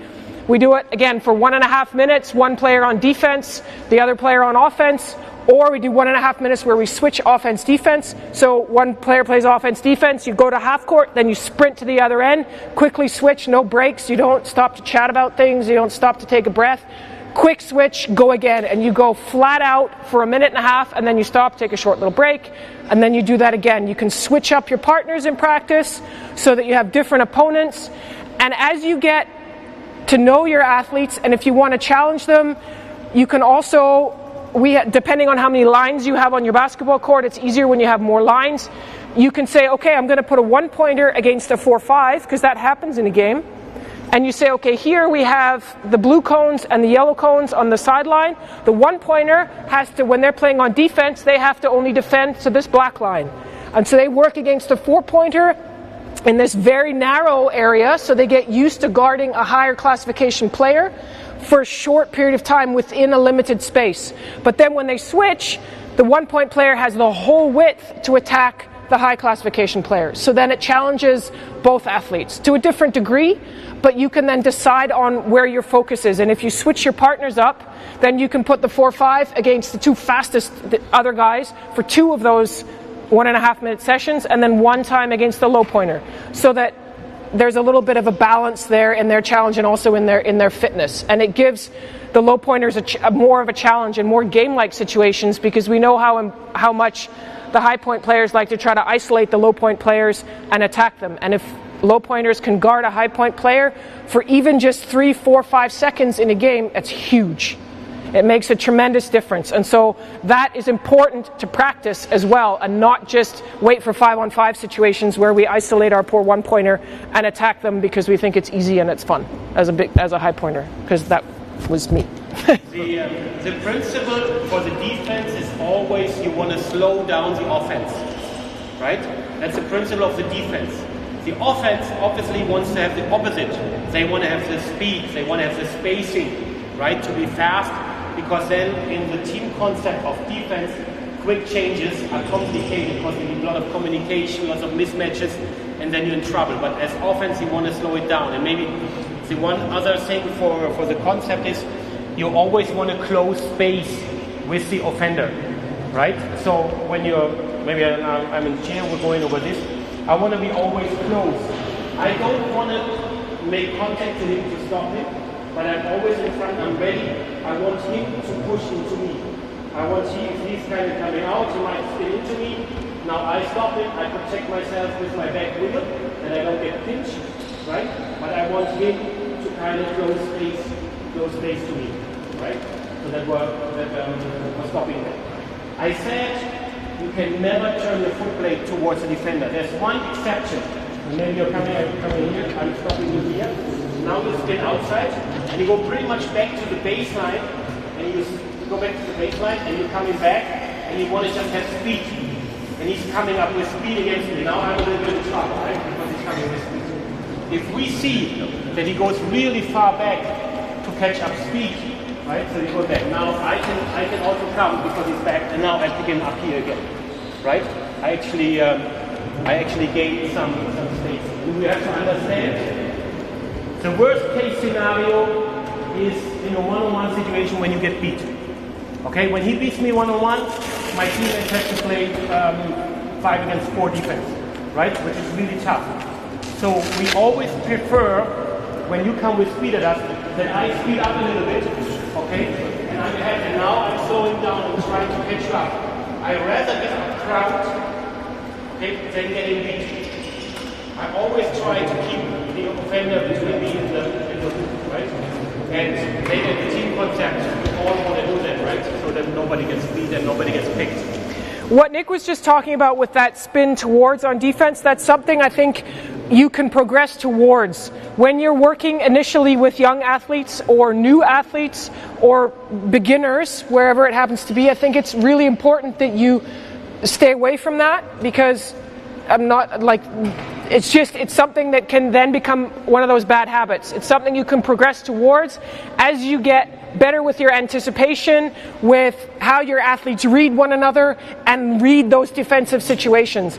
But it's a more advanced level, and I think for experienced athletes, you can you understand the chair skills of your opponent, you understand your own chair skills much better, and it's definitely a good progression. But don't worry about teaching your athletes. Try to say, no, we're not going to do that to begin with, and then as they get better, you can bring that into the equation. But it gets very dangerous, as Nick said, because if you turn that way and somebody reads it and they don't go all the way, they see you coming with them and they turn and go, then you're left behind, and then your team is in trouble as well. Okay, so as we've got a good handle on our one-on-one skills, and there are all kinds of different ways you can do this in different situations. You can make different goals, the zone, the sideline, but one-on-one is the starting point. And then we would work more towards 2-on-2. So Nina's going to come in on defense with me, and Milan pick a partner on offense. Well, yeah, we'll use the same corridor to start with.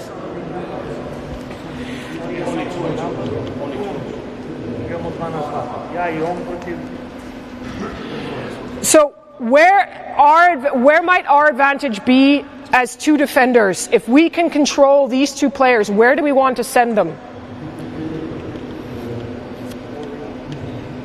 You can use the sideline, but if they go towards each other, then they don't have a lot of space. So they kind of end up running into each other.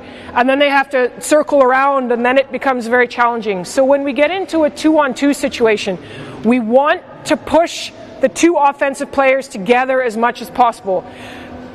Within that, we want to keep our chair position. Okay, we don't want to say, okay, well, you know what, I want him to go over there, so I'm just going to sit over here and tell him to go that way, because then there's a big hole in the middle, and then he's going to go through that. Okay, and he's going to use that, and yeah, and then I'm behind. Okay, so I want to make sure that I'm keeping my chair position, but giving him a little bit more space towards where my teammate is, where Nina is. Okay. One thing I forgot with the one-on-one, when you're doing one-on-one drills, again, make the defense talk. Say, like when I was guarding Milan, I had to say, I've got Milan, I'm pushing towards the sideline, I've got him here, I've got him, and it doesn't matter what you're saying, you're going to probably repeat, that defender is going to repeat the same thing over and over and over and over and over again, but just get them talking. because that is what's important in the end. Then when we come in 2-on-2, now you have to start communicating more specifically. So I have to say to Nina, I'm bringing my player towards you. Nina has to say, I'm bringing my player towards you. When we come together, let's say we've come up the court a little bit, and as I bring my player over this way, now Milan wants to come behind. I have to say, okay, Nina, you take mine, we're going to switch, and I have to be ready to turn before my player makes contact with my chair or with Nina's chair. I have to be turning my chair, getting my defensive position, and then being ready to go to the sideline again. Again, I get over to this side, I turn my chair before he can pinch. Now I say, Nina, I'm your help. I can help you, push him towards me, bring your player towards me. In this position, I would say he's going to try to go beat Nina towards the sideline. Nina's going to get there, turn your chair, yeah, push him back this way, and now you can say, now I'm bringing him to you. And now I know, as he tries to come in here, if this is not where I want to be with my chair. So now I want to give up ground, right? I want to push here. We use, in English, we say sag. Obviously, it depends on the language, what you're going to say. I'm going to drop in. I don't want to push in this way because now I open up the sideline for Milan to beat me here. So I want to push straight back towards my basket. We give up that space. And now as Milan crosses behind, I can come in front. Nina, push that way. Yeah, I'm here. I got your sideline. I can keep checking my shoulders. I know where my sideline is. I turn my chair again. Nina, I'm your help. Okay, Nina, we're coming towards you. Nina, sag, drop in, drop in. She drops in. And we do this and we communicate and we work together all the way down the court. Okay, yeah, turn your chair, turn your chair, turn your chair, turn, yeah. And that's one of the most important things. As we talked about turning your chair at the sideline, but it's also really important. As Milan comes towards me, let's say we're on the sideline here. As Nina sees that space is ending, so Milan comes towards me. As Nina sees that Milan can't get between us anymore, now she turns her chair and she's ready to go the other way. Because now there's no more space here for them to go through. You maybe a little bit more this way, and also only quarter turn. So there, right? So there Nina turned a little bit too far.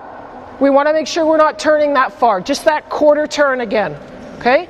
And now we're in position here. I'm turned, Nina's turned. We know they can't go that way. There's no space. We're both ready to stop the offense's next move. And we anticipate that. So Nina sees before Milan comes in and makes contact with her chair, she's turning and she's ready to go in the next direction. Okay, because what happens if Nina doesn't make that turn and Milan then jams in to her wheel and we turn around, now I'm stuck. Maybe if we don't communicate, I can't get through. And then if he's smart, he'll also cut across here, free Milan up, and then now we're really hooped. Because, yeah, now they're 2-on-0 against us. Okay, so we can make a switch. So if we communicate enough, and Nina says, I'm stuck. Maybe she's got a big, huge 4-5 here, planted in her wheel. She can't get off. She can say, I can't, I'm stuck, you go. As he goes around, I can come through, underneath, and pick up the defense on the other side. And now Nina has to drop in and sag. That's why we have to be talking the entire time. And we have to be saying specific things. I'm your help, I can help you, I'm stuck, we can switch, you go through, I go through. You can also define your language as a coach and as in a team. You can sit together and you can talk about what words you want to use and you can print it out. And you can say, okay, we use sag, switch, things that may sound easy and basic. It's very good to define them with your team so that you all know which words you're supposed to use, especially if you have athletes from 4 or 5 different countries and they come with from different programs, different places. They've used different words for different things on the basketball court, and it's a good idea to define that early so that you are all on the same page to start with. Okay? You can also have a lot of fun with this in the half court, with 2-on-2 in the half court. Turning it into a little bit more of a game-like thing where you give each other a goal, because this gets a little bit boring after a while in a corridor. And a drill we call touch the spot. So, the one thing, make sure you understand the difference between turning. So when you come to the side,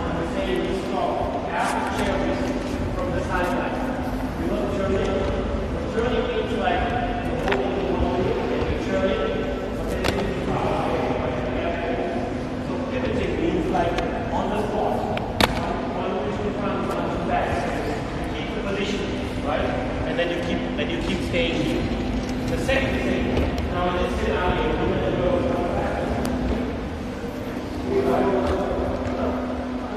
one, okay, row 1, and Janet is in class 4-5. If we say we have a corridor, my anticipation as a coach is Janet has to cover probably 2/3 of the court, right? Because she has more core muscles, she has more speed, and the class 1 has maybe 1/3 of the court.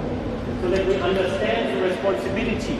She has to cover more ground, and she has to help out Nina. And Nina should always be smart in communicating, and usually our class 1s have the brains, right, and the communication. And she always brings the threats towards Janet, right? So this is clear. It's not 50-50. It is because how our classification is set up. And you can then take into consideration your athletes when you do drills like this. If you have someone that's very good with their chair, you can then put them in situations that are more challenging. We had Brian Bell, he's played for the US national team, and sometimes we'd actually make him play 1-on-2 because he was so good with his chair, and we had odd numbers in practice, so we'd make him play 1-on-2. And yeah, they beat him every now and again, but he actually stopped them too. Like he'd go against 2 low pointers, and he could stop them both. He was so quick with his chair in a corridor, maybe a little bit narrower than this, he could keep both players stopped for a little time. And that's an extreme example. But use your imagination a little bit. Think a little bit outside the box, how you can challenge your individual athletes. It's the same as a teacher. You have a student who's really good in a certain subject in school, you don't make them learn you don't give them the same math exercise as the guys who are just learning that stuff for the first time. You give them something on another level. You give them something that challenges them a little bit more. And we have, as coaches, we have to do the same thing in practice for our athletes so that they stay engaged, that they stay motivated, and they come to training every day. When Janet says, like, we have players who have to play against 2 offenders in the corridor, they obviously have to give up ground faster than if they would play 1-on-1, right? But that's a skill that they learn. They have to go quicker to the back, but cover 2 and stop 2 that nobody beats them. This idea is later on when it comes to game planning against other teams, and you have triple switch rotations and force man help. It comes down that you have a guy here on the weak side, where the ball is, where there are 2 offenders, and there's a sealed side attack. So low point and a big guy. And that's where you want to teach that you have on the 5th spot a guy who can play 2 players, not for 10 seconds, but for, let's say, for 3 seconds. So he can stop a seal attack and recover to the big guy. And that is what you teach with those drills, that in a team concept of defense, you can put pressure on shooters, you rotate over, but you need to have an excellent defender who can cover 2 people for a certain amount of time, 2 or 3 seconds. Now when we bring this into sort of a half-court defensive exercise, so the corridor thing is very good for full court. If you're pressing or you want to slow a team down, there's a progression there. You work to 3-on-3, 4-on-4, and you can even do this 5-on-5. We actually did it every week as a warm-up. For one of our last warm-up exercises, we would do it 5-on-5 with a ball, with a slightly narrower court, just to get everybody talking, everybody engaged defensively, everybody dialed in for the rest of practice to make sure our defense in that practice was good. Okay, so there are progressions that way that you can definitely do with your team, and depending on how many athletes you have in practice. But when we transfer this into a half-court situation, okay, let's have Nina and Milan maybe on offense, and you and I will be defense. Or whoever doesn't, we'll be on defense. But so you guys go up to maybe the top of the blue cones. No, Nick, please leave those. I put those there on purpose. Okay, so we start our defense out here. When we're playing wheelchair basketball, we want to stop the offense from getting close to the basket. And so we don't want to start our aggressive defense right on the zone. I mean, obviously, if the other team can't shoot from the outside, yes, we can sag in a little bit more. But as we play good teams, they have outside shooters. So we want to stay a little bit higher up. So come up here. What we're doing now, our goal is to protect that basketball. Okay, we don't want these guys to touch that basketball or make us as defenders, touch that basketball with our chair. So we're going to play 2-on-2. We're going to go very slowly here. We're going to play defense as we drop in, we sag in, these guys attack down. Their sole goal is to try to beat us and get there. So Nina's maybe going to attack here. She's going to switch with Milan. They're going to attack us. Let's say I get caught here. Something happens. Milan goes around and he touches the ball. Then they get a point. I mean, and you can decide. Okay, we play until the offense has 3 points. You can progress this drill as well. You take a second ball. Can you throw me that ball? Because obviously not always is that's not the only spot on the basketball court. So then you can put 2 basketballs. So then the offense has 2 opportunities, and the defense we have to play a little bit better. Then you can say, okay, we move the balls a little bit closer, push them over here. If the offense pushes us as a defender, so they've attacked, and we back up with our chair and we hit that ball, that's also a point for the offense. And we have to be aware, some chairs, the ball can go kind of almost all the way under. Like Nina could also get the ball partially under her chair. If it doesn't make contact and she's aware of that, she can get off, she can get away. You can make the offense aware of 3 seconds so that when those balls are in the middle, that if the defense has them stopped here and the offense is in, they have to go out, then the defense can push out with them and re-establish defensive position and play again. The next stop is to then say, okay, we take the balls out, they're not important anymore. The defense has to get their wheels inside the key. So if they come in the top, then anytime, maybe it's just getting 1 wheel inside the key. Maybe they have to get their whole chair inside the key. And the defense has to communicate. You can then take this to a 3-on-3 and make that lane a little bit wider. If you have 2 good defenders and then 1 low pointer, maybe the line is in the middle. If you have 3 bigger, a midpoint player and 2 higher point players, you make that zone a little bit wider. Challenge your athletes with that. And it's a great drill. We do it every single week. Every single Wednesday after warm-up, this is the first drill that we do. And we say, okay, you got to play, each defensive group plays 5 good defensive possessions, which means that, let's say we start up here, and Nina comes with blazing speed and I'm half asleep because Milan's cut in here and she goes by me right away. That doesn't count. We reset. That doesn't count as a good defensive possession. Okay, just because you get beat at the end doesn't mean it's not a good defensive possession. If we work our butts off, we play great defense for 10, 15 seconds, and then somebody gets through, good defense, reset. You can also switch sides, so you can set 2 lines, a line here and then a line on the other side, each time the offense switches sides, because we don't always play defense on the same side of the zone. And then you're turning your chair a different way, you have to turn your head a different way. Being comfortable on both sides of the court is also very, very important. Okay, so this is a good drill for your defensive progression. You can start also and say, okay, well, defense, we don't start as high, or offense starts a little bit closer to the defense. You start with chair contact. That's a little bit easier. If you want to then make it harder for the defense, the offense can start at half. The defense starts at the black line, or whatever your lines on the court are, or however you want to work with that. Then it challenges your defenders to give up space and then stop chairs, or to be started right from a stop position, which is an easier defensive start.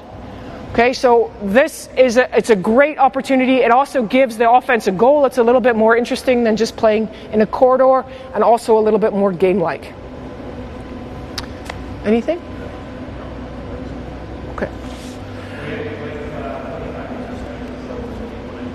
Okay, grab a quick drink and then we'll talk about triple switching so that we don't forget that, because that's a really important part of our defense. Okay, so quick drink and then we'll come back. And I have to go to the bathroom. Huh? That's mine. Here. Have you finished? I thought you had a bottle. Yeah, somebody took it. Oh, okay.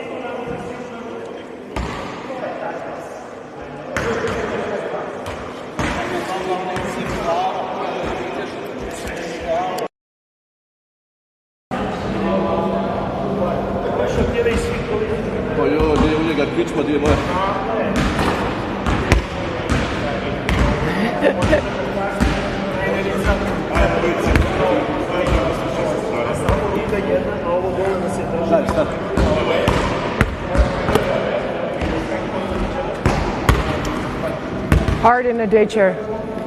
In this, with no straps, it's hard. Yeah. Yeah. Yeah.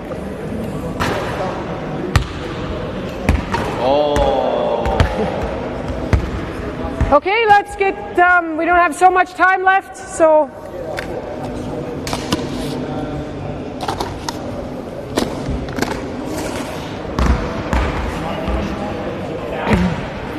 We've got 1, 2, 3, 4, 5, Nick.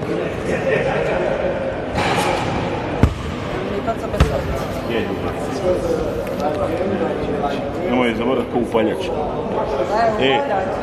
Stoji u jednom bolom. Excuse me.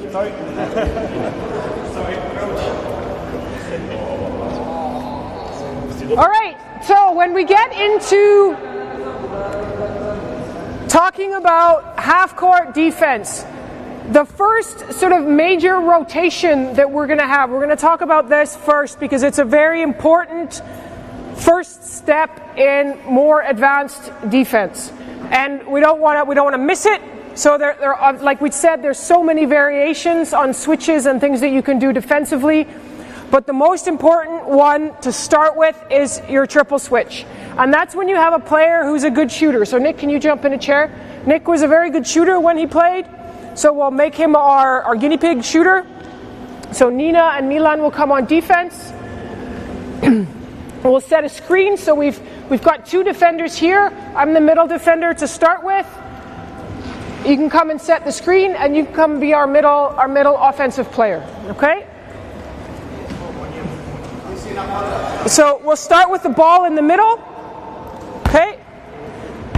Now, we want to set up our defense as much as possible if we know we're jumping from high, which means that Nina is our first jump, and that's the easiest and the most basic way to jump, and it's very important that that's where you start with. Okay, you can progress depending on the offensive player and the shooter to jumping from the baseline.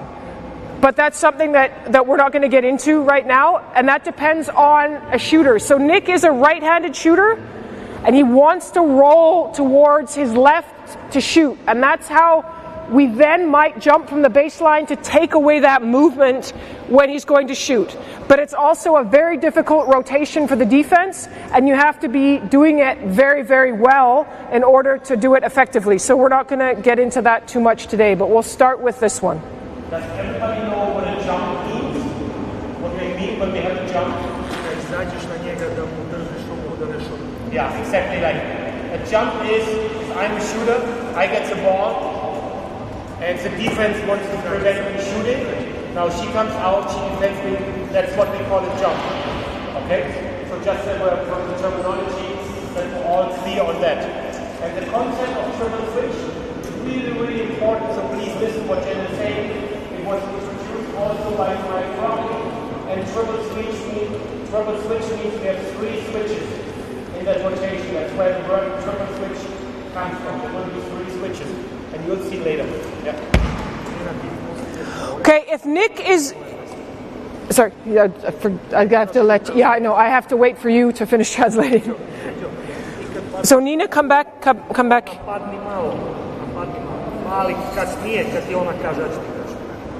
So if Nick is very, very far from his teammate here, set on the block, then Nina can get out and get right on his chair. But that's not quite where we start with the triple switch. So I want Nick to get in to his position behind the screen. Generally speaking, we'll talk about this a bit more tomorrow when we talk about offense. His spacing should be about a chair length to a chair and a half behind the screen. If he's too far away, it's a lot of space for the defense to get in between. If he's too close, then the defense doesn't have to jump and they can guard him without jumping. Okay, but we'll talk a little bit more about that with offense tomorrow. Okay, important things here is that these 2 players are communicating and that I'm ready to communicate. These guys are saying here, we have a jump on our side. We have a shooter so that I know that I'm going to have to be helped. They're communicating to me that they're going to have to jump this player. They're communicating early. Even when the ball is still there, they're telling me so that I'm ready to get into defensive position. We can't forget that there are another 2 defenders over here and another 2 offensive players over there. So these defenders have to be aware that on the other side of the court, we're going to be jumping and there is going to be rotation. And that is even more important when you start getting into 4th man help, because that's then this 4th defender that has to start being involved in defending this side of the court. But again, that comes in the next step, but that communication is the earliest, most important part of that. Okay, now when the ball goes to Nick, we want to jump when the ball is in the air. Okay, not when he's caught the ball already, because then it's too late. He can't go anywhere when the ball's in the air, because if he goes to the basket, the ball's going to go behind him and it's a turnover, which frankly for us on defense is fantastic, not so great for the offense. Okay, so he's going to stay there and he's going to wait. So that means we can anticipate that pass, and Nina can be getting herself into good defensive jumping position, which means she knows this is coming. She can turn her chair a little bit more towards Nick.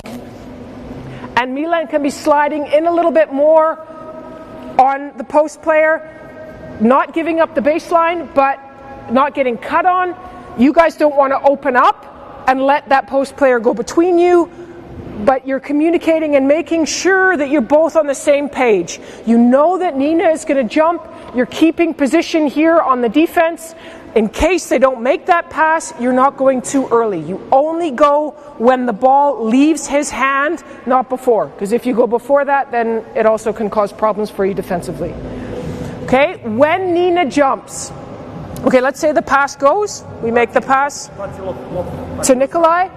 And Nick, as Nina jumps out, Nick closes that space so that Nina can't get in between. We don't want Nina to do that. Okay? We do not want Nina to chase Nick, because then she gets picked. So we want Nina to jump out and do her best to force Nick to go towards the baseline, and you go out and you keep your chair position here. As he goes, you chair, and now as soon as he's going that way, you're recovering back to the middle, and I'm saying, I'm help. As I come in, I'm dropping down. Nina's coming back to the middle. I come in here, and Milan is going out to the shooter there. So you could see here, we have a jump, switch to the middle, I switch to this player, and Milan then switches to Nikolai. So there are our 3 switches. It's very important that we communicate while we're doing this, because if I don't tell my teammates that I'm help, they don't know that I'm coming. Or if, say, I get caught and I can't help and I say no help, Nina jumps, and then we let him roll all the way to the basket, or I don't recover in time before Milan goes out, then he goes to the basket and they get a layup. We would rather give an outside shot most of the time rather than a layup, because a layup has a higher percentage than the outside shot. So if we have to, we stay Milan stays a little bit longer here, so that until I'm there and I tell Milan he can go, and then we make that switch. And here again, I'm going to say it so many times, you're going to be really sick of me saying it, but communication is the most important thing, and being specific with our communication. Saying, okay, Milan, you can go. So as Nina goes out, she's saying, jump, and I'm saying, I'm your help. Nina's saying, I'm coming back. I got your help, Milan. Okay, Milan, you can go, Milan. I'm in. All of that communication, this is all, again, language that you need to decide on as a team and work towards as a team so that you all are on the same page. This is something you can practice here in a 3-on-3 set, or just for fun and games, you can make it a chair skill, and you can do it as an individual chair skill. So as a chair skill, what you can do is you set your team up. If you don't have so many, you can put 2 cones there. 1 cone out as 2 cones here as a block, 1 cone out there as a shooter, and 1 cone there as the middle player, and you get your player to rotate. You get them to start in the middle, they come down, they're saying, I'm the help, okay, yeah, now I'm the jump, jumping out, I got the jump, now I'm back to the middle, recovering, and they do that for 30 seconds as fast and as hard as they can. You can then add a second side to it, so that you have the cones, exactly the same cones on both sides, and then they recover from the middle, then they help down to this side, jump out that side, recover back to the middle, come down this side, jump out that side, and then get that rotation automatic, so that the players know as soon as they are that jumper, as soon as they go out here, their first push is then back this way, back to the middle. They're not out here going, oh, okay, now where do I have to go? Yeah, okay, the middle, because then it's too slow. It has to be automatic. It has to be programmed into them. And that's how, Nick, come back behind the screen. And that's why we talk about this positioning, especially as this jumper, come in here, that when I jump out, if I push in here, I go 1 push too far, 2 things happen. I get picked, or he goes straight to the basket, but usually I get picked, and as a referee, he's not paying attention, but this would be the first foul that he would likely call as I ram my chair into the shooter here. Okay, and then you have a good player, can draw the fouls in those situations. But if you don't give that opportunity, so you want to say something? No, keep going. As a jump, if I see that he has turned himself out of his shooting position, he's no longer ready to shoot, then I'm turning my chair and I'm heading back to the middle. What you can also do is, as you come out here, if Nick's there, if he's stationary, if he's not moving, I can come out, I can turn my chair, and I can still pressure his shot. But it's a lot harder for him to pick me when I'm facing this way. Because as he tries to pick me here, my help's coming, Nick says, okay, I can't get that shot. He takes 1 dribble that way. My first push right away is back to the middle.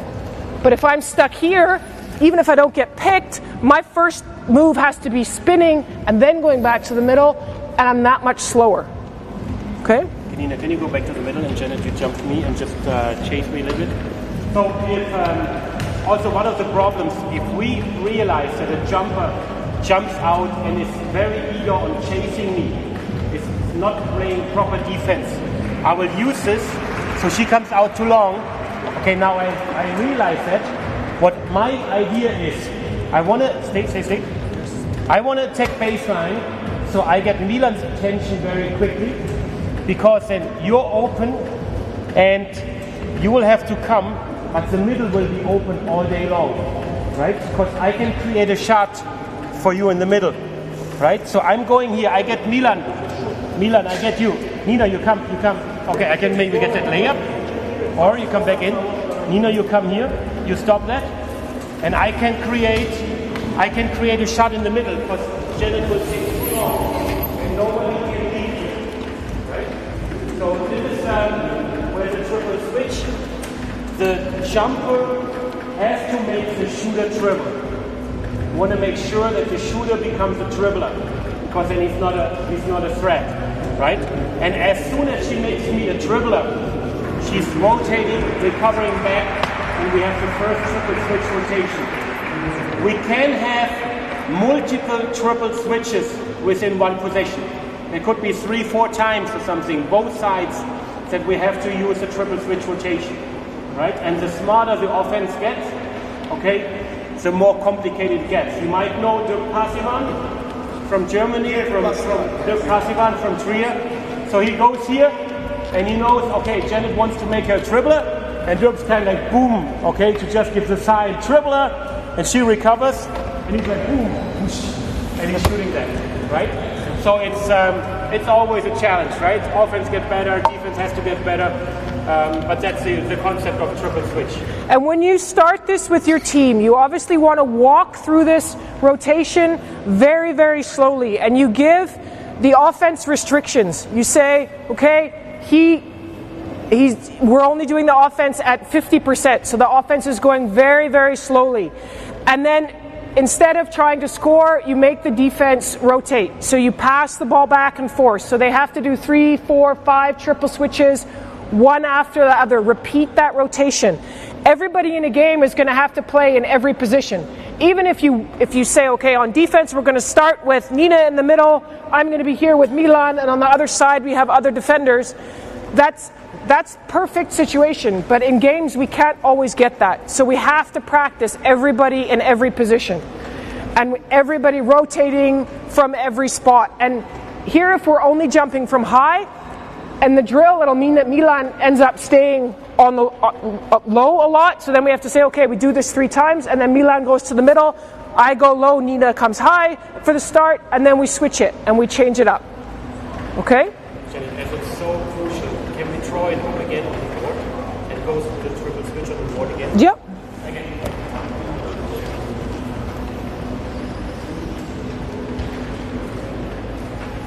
And this is something that is very worth practicing a lot.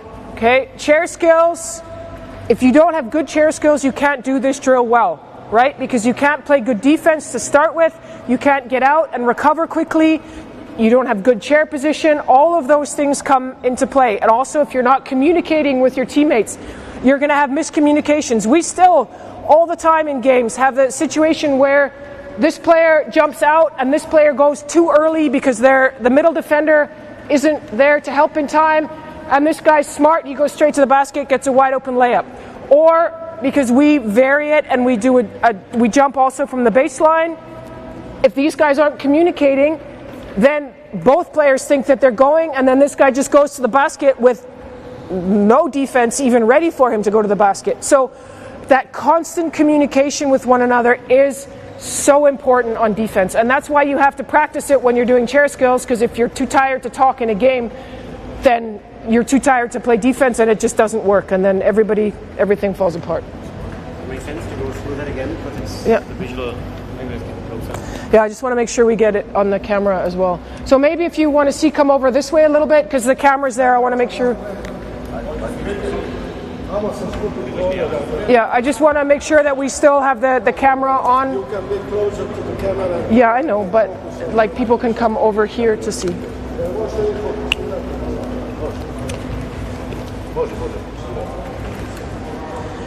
Okay, just so that you know, when I draw a wheelchair like this, that means this is the chair is facing in that direction. Okay, so this is the back of the chair, and this is the front of the chair, because some people draw them differently. So I just want to make sure that for today, you know that, or today and tomorrow, when I draw something, that means the chair is moving in that direction. Okay, so we have our defense here. Defensively, often you'll see teams play with players playing back to back, which is also good. Once you know that you're only jumping from high, you can also play a little bit this way. But if you have to go out again to that shooter, it's good to have that back to back so that what you're moving with each other, and to start with like you have a string on your chairs that you're attached. If one player moves a little bit this way, this player comes in as well. If this player extends out a little bit, then this player comes back in. Okay, so that's kind of where we have to start. We skipped that step just because of time. We wanted to make sure if we have a bit of time at the end, we'll talk about a yo-yo and we'll talk about that position a little bit. Okay, but with the triple switch, this player, we have our offensive player with the ball in the middle. This player again with their back to the ball. If they know that this is the shooting side, this is where they're going to have to help. Initially with teams, you'll often only have one player or one side of the court that you want to jump. As that gets to a higher level where you have more players, you can actually get to the point where you have 3 players, so you have 3 shooters, then it gets very difficult with your rotations, but that's a progression for later, okay? I know that this side is where, okay, I have my post player here. I'm just going to use the offense as circles just to make it easier. Okay, so this is how we start. When the ball goes over this way, on the jump, this player is coming out, but they're keeping their chair position. Okay, so they're keeping their chair position either to the side like this, or they can come out and turn so that their chair is that way. They're not, this is not what we want. Okay, with your feet facing in this way, because you're too easy to pick. So you want to come out and get your chair facing here or this way. You can, if this player doesn't move, you can still stay there and pressure the ball, and it's hard for them to shoot there because you're right next to them pressuring with your hand. This player here, so now we have to make sure we have chair position here. On the pass, this player knows that they are help. So instead of staying extended out here on this player, who right now can't really do a whole heck of a lot, they're going to drop in and they're going to be right here, ready for the rotation. So now we're all quite close together. He puts the ball on the floor and goes this way. This player is coming back. Here we're still maybe apart. This player keeps their chair position. We're talking. I'm help. Okay, I'm staying. This player saying, I'm recovering, I'm going back to the middle. Can also say to the middle player, Nina can say to me, Janet, you can go. As she comes back, I come in and I talk to, if this is Milan down here, I say, Milan, okay, I'm there, I'm in. For me, saying I'm in means I have position on the offensive player. So then Milan can come and he can look to pressure this way with his chair. And I come in and I get chair position here. Now, if we're not jumping from the baseline, it means that Milan is just coming as far as he can and putting as much pressure as he can without going too far out. Okay, and then maybe this guy says, okay, that's too much, that's great defense, I'm not going to shoot. He circles back out, passes the ball back to the middle, and now we're all reset. Milan comes in, now I'm here, and Nina's in the middle, the ball's here, and they're still set. And now we might have to jump again. Okay? Then ball comes, then I'm going out, Nina's help, we're talking, we're communicating, and Milan is still that lower defender. Okay, are there any questions? It's clear. Very simple and very clear. Yeah, and it's effective. And as you get to the higher levels with more experienced players, they will beat this quite easily. But then there are next steps, next adaptations that you have to make defensively in order to make sure that you can defend shooters. The triple is also very important to conversation. I'm helping, Yep. I'm jumping. Yeah, and what's important with basketball in general, but with our communication, is that it's a constant conversation. Because if we stop communicating and we wait until the moment something happens in order to talk about it, we don't get the words out quickly. Like if you think about it, when you're quiet all day long and then somebody talks to you, sometimes it takes you like even just a fraction of a second to start speaking. And on the basketball court, that fraction of a second is even longer because you're thinking about 5 different things at once. It becomes a half a second or a second, and that can make the difference. So if Nina and I are always talking, and I'm saying, hey Nina, I'm your help, I'm moving here, and if then that jump anticipation, that motion, that help, it all comes faster because we're engaged in what's happening in the moment. And if that's where and why we talk so much and we emphasize so much the communication, because it has to be constant. And as much as I might be blathering to Nina, she actually has to be hearing what I'm saying, and I have to be hearing what she's saying in the same moment. And that is where things start to get challenging, that we're communicating and hearing and talking and understanding what the other person's saying in the moment that we're speaking as well. And so that's why we have to practice it too. That's why it's such an important part of Confidence when you hear your teammate Yeah. that he's behind you, that he helps you, and you don't feel guilty that if you miss something that Yeah. you don't feel guilty. Yeah.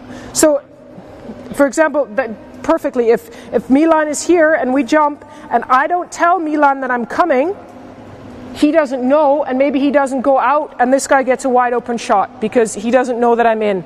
Or I don't say, Milan, hold, wait, because I don't communicate that, and Milan thinks that I'm there, and then he goes out and this guy goes straight to the basket and gets a layup. So that's where we have that trust is part of the communication. You build your trust with your teammates when you communicate, and then you know what's coming, and you know that you can make your next step because your teammate has your back and they're there when you need them. You have something? Yeah, and this is the basic triple switch. And in Germany, we want to make sure every child from 14 years on that they understand the concept of triple switch, and we always keep repeating it and playing it through. On a higher professional level, there are tons of adaptations and variations of that concept, and Janet was probably one of the coaches who pushes it the most. Later on, it depends on if the person here is a right-handed player or a left-handed player, if it's a person who likes to go to the baseline and shoot inside the Korkmaz, right? They will probably they're going down and they're shooting 45 degrees. Other players, we know from advance, they have to be facing with the foot weight towards the hoop to shoot.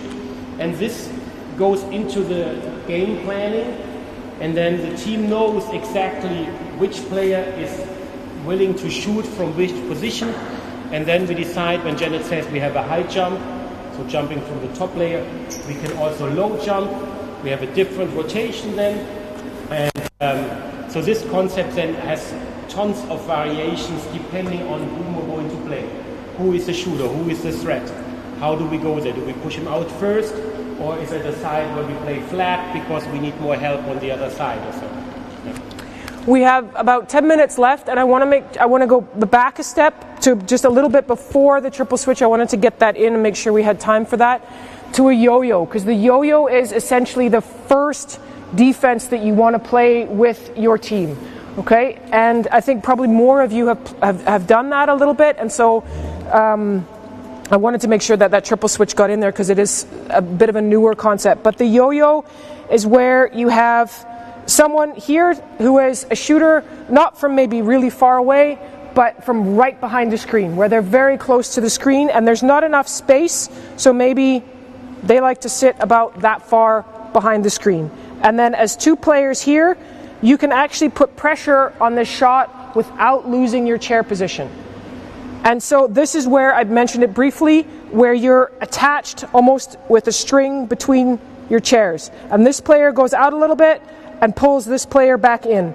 And then when this player goes out, this player comes back in. And you move not like this, because that's when the player goes straight to the basket, but always together on a string, pressuring this shooter and getting them to turn their chair and go back and forth and turn their chair.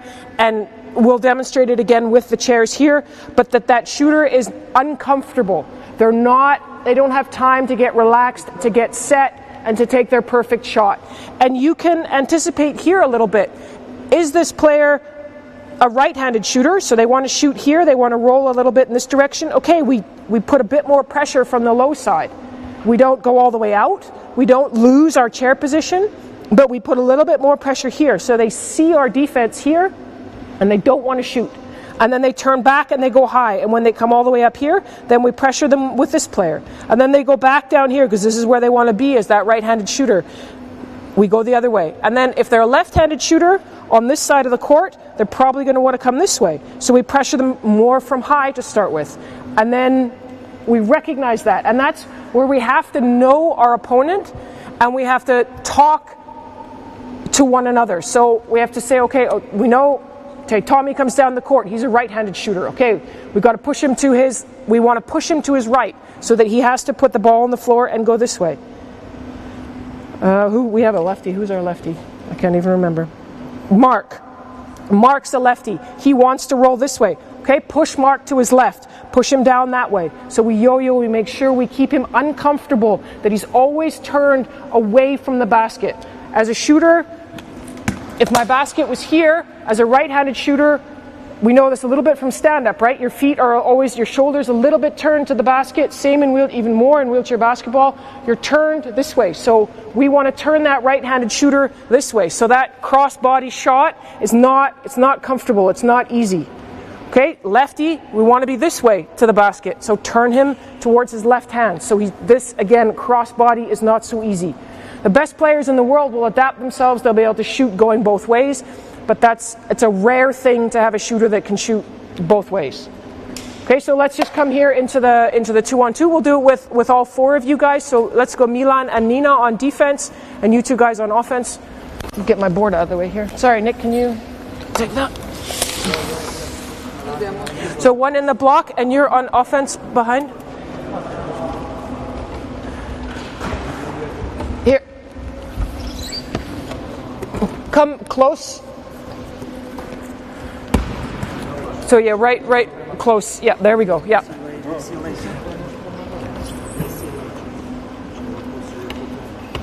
So again, when we start this, we want our defense to pretty much just stay there. He doesn't need to move a lot. Then you can say, okay, the defense wants to be as difficult the offense wants to make it as difficult as possible for the defense. Turn and face the other way. Now, if he comes up, let's say he wants to come up to find it, then Nina goes out and Milan comes in. Wait, stay here. Yeah. We keep that chair position. Now he turns and he goes towards the baseline. You go that way. Nina comes in. And Nina are talking so that they're both keeping their chair position. Come all the way in. Yeah. But Nina wants to make sure that she doesn't come too far. Now, there's no space between their chairs. We don't need no space, right? You can still keep about a half a chair. Yeah. And you have to decide how big this guy's chair is. If this is a low pointer who can finish really easily under the basket, or a player with a very small chair, because there's some athletes that have very, very small chairs, then you have to be a little bit closer together. If it's a big 4-5 with a big wide chair, then you can be a little bit farther apart. Okay? But Nina has to make sure that and this is Milan too, Milan can't go so far that we open up a gap in between, and Nina can't go so far this way that he can come around the top and cut over the top. So you have to be communicating there, and you have to learn that with one another in practice, by working together, and also by knowing your opponent in a game.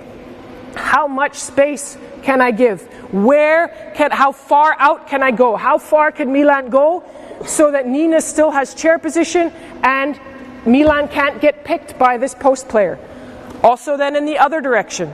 Okay, so this is a drill you can do where you have this guy just dribbling back and forth behind the screen, back and forth, no dribbles, keeping that position. Okay, and working on that back and forth, that communication between Milan and Nina all the time. Okay?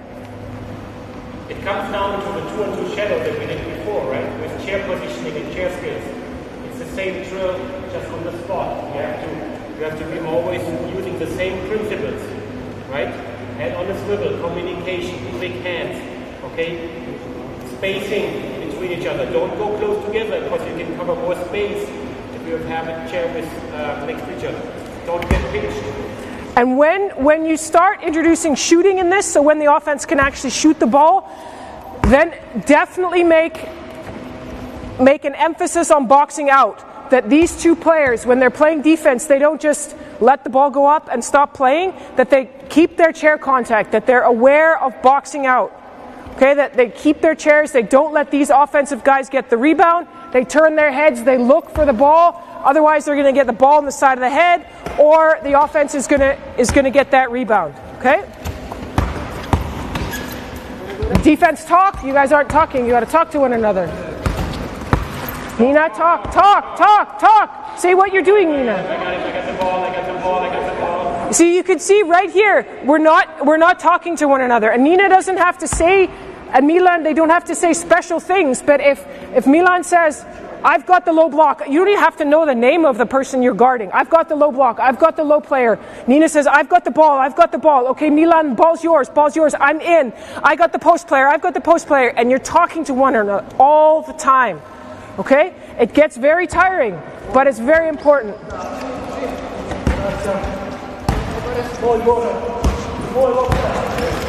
Yeah, nice. Okay, turn, Milan, turn. Yeah, get all the way in and turn your chair. There you go.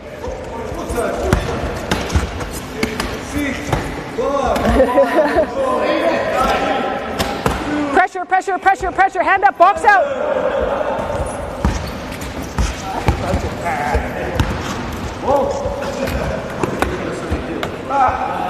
And you could see they did a great job there for quite a while, and then Nina overturned her chair, got a little bit too far, lost her position, and we had a cut. So that's why we have to do this so often and for a longer time than what you have to do it for in a game. Because if you can maintain your concentration doing this for 30 seconds in practice, then that 10 seconds, whatever you might have to do it for in a game, doesn't seem like so long. Okay, when we do our frustration drill, which is where the defense has to play defense we start with a lower amount of time and then we move it up to 25 seconds, the whole 24-second shot clock when the defense can play, and when that whistle blows, the offense gets the rebound, the defense has to keep playing defense.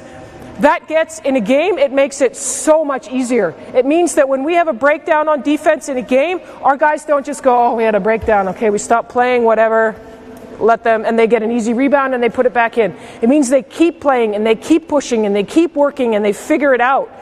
And those little things, those tiny little things will make your team that much better than the team you play against. Because you'll play it all the way till that ball is in your hands and the other team won't. Okay? We call this principle yo-yo, like the yo-yos, right? Because we're moving always back and forth, right? It's always back to the back, and you realize that you don't see each other, so that's why you have to make sure you're talking. The big advantage of yo-yo defense is that you're not jumping out, and generally there should be no pick, right? Because a pick always means, okay, now rotation and time gets 4, one player's out. So you're staying in it. The disadvantage of yo-yo is, well, if you have longer shooters, right, 3-point line, you cannot go yo-yo. You're going to put pressure with yo-yo on the 3-point line unless you push the post out. But that's called yo-yo defense. You can make those defense also call it out for playing yo-yo defense, and then on a higher level, you obviously don't want to tell your opponents what you're doing since we have some extra words. We're playing rat and red is defined as yo-yo, that you don't tell everything to the offense. Also, that's where, as you prepare we're almost done, we'll just finish. I want to ask something later. Okay. As you do this, you can play a yo-yo and a jump against the same player. You can say, okay, you know what? When that post player gets in and he's in a certain area, we define it, and this I got this from Nick, levels on the court. So right under the basket, so the charge circle is level 1. Edge of the zone, kind of that distance, is level 2. Sort of out here is level 3, then level 4 just inside the 3-point line, and then level 5 is the 3-point line. So we say, okay, we jump at level 3, we yo-yo at level 4. So when our offensive player is sitting there just inside the 3-point line, we know that's not his best shooting range. And so if we can force the block out to that range, then we can just play a yo-yo because he's not a high percentage shooter from there. But if then that block player gets all the way down, that post player gets all the way down right close to the zone, and our shooter now moves into that third zone, that level 3, now we have to jump. And so those are things that that comes from your game planning and knowing your opponent and knowing where their strengths are and where their weaknesses are. Okay, some players you have to jump them on the 3-point line. Some players, they can't shoot that, but they'll hit 90% of what you give them from here. So you have to be able to make those adjustments, and then your whole team has to be ready for that and knowing and checking shoulders so that these guys over here know that when that player gets on the block, they might have to be ready for rotation because that's going to be a jump. But when their players all the way out there, they can be a bit more aggressive over here because they don't have to be ready for that rotation because there's no jump happening. And that all comes from your game prep and practicing things and talking about them and working on them in practice. Okay? Question you had? Here are 4 players. On the other side is a strong side. Let's say the opposite side is weak side. And what are tasks of these 3 other players? What are they doing? Because the ball is here and we are all focused on this side. Well, for starters, they have to stop their players cutting to the basket because if they pay too much attention over here, their player will just cut around them and get a layup. So this is where then you take we've done a lot of sort of 1-on-1, 2-on-2, 3-on-3.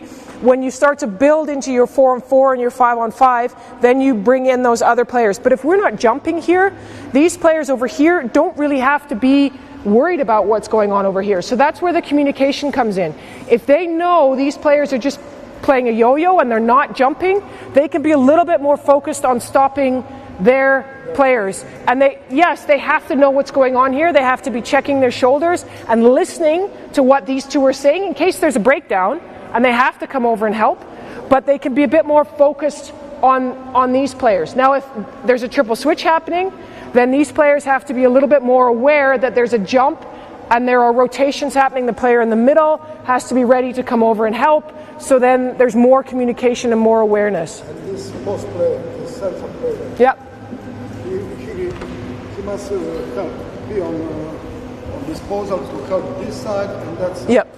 This is the hardest position to be in on defense. You have to be talking the most, listening the most, and being the most active. So our best defender played in the middle. Our quickest, most agile, best defender, which for this year was Quinten Zantinger, the Dutch player. Exceptional defender. I'd say probably one of the best defenders in the world. Just in the way he reads the play, the way he communicates, the way he helps, his timing, everything is unbelievable what he can do on the basketball court and the difference that he makes.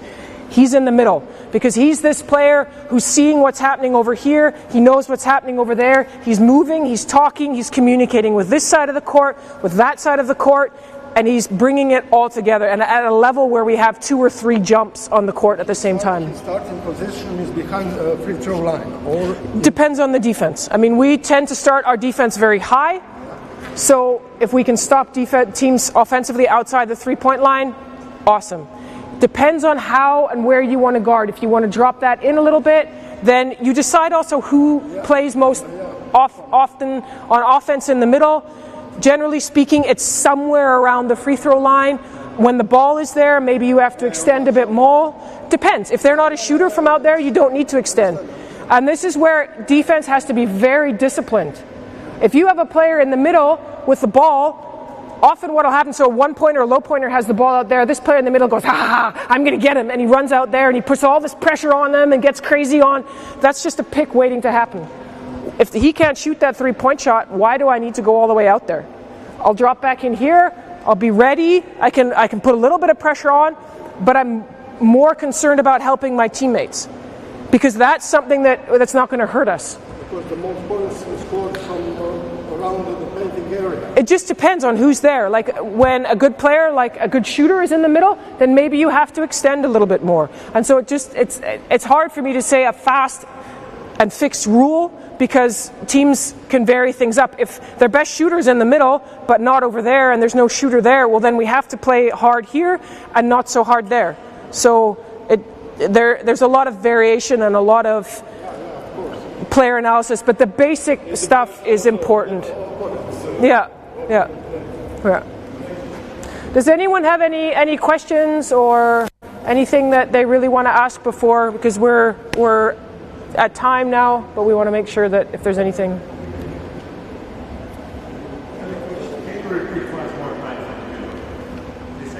The yo-yo? Yes. Okay. So let's go, you two guys, again on defense. We just have to repeat the yo-yo for... Okay, so these two players are back-to-back. So Milan's going to turn around. And they're basically attached on a string. So they're pushing as Nina extends out, Milan comes in, Milan to Nina. They work together, always talking, lots of communication. Yeah, good work. Nice chair position, Nina. Good job.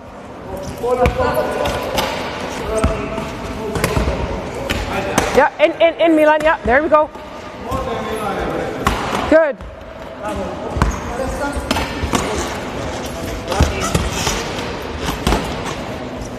Nice. Okay, good job, guys. And the louder the defense can be, the better. Okay?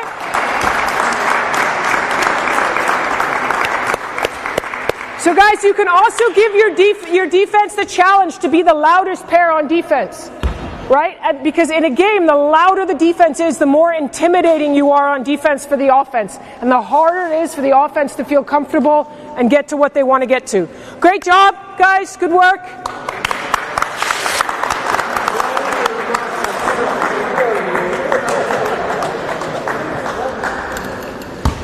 Good job, Nina. Good work.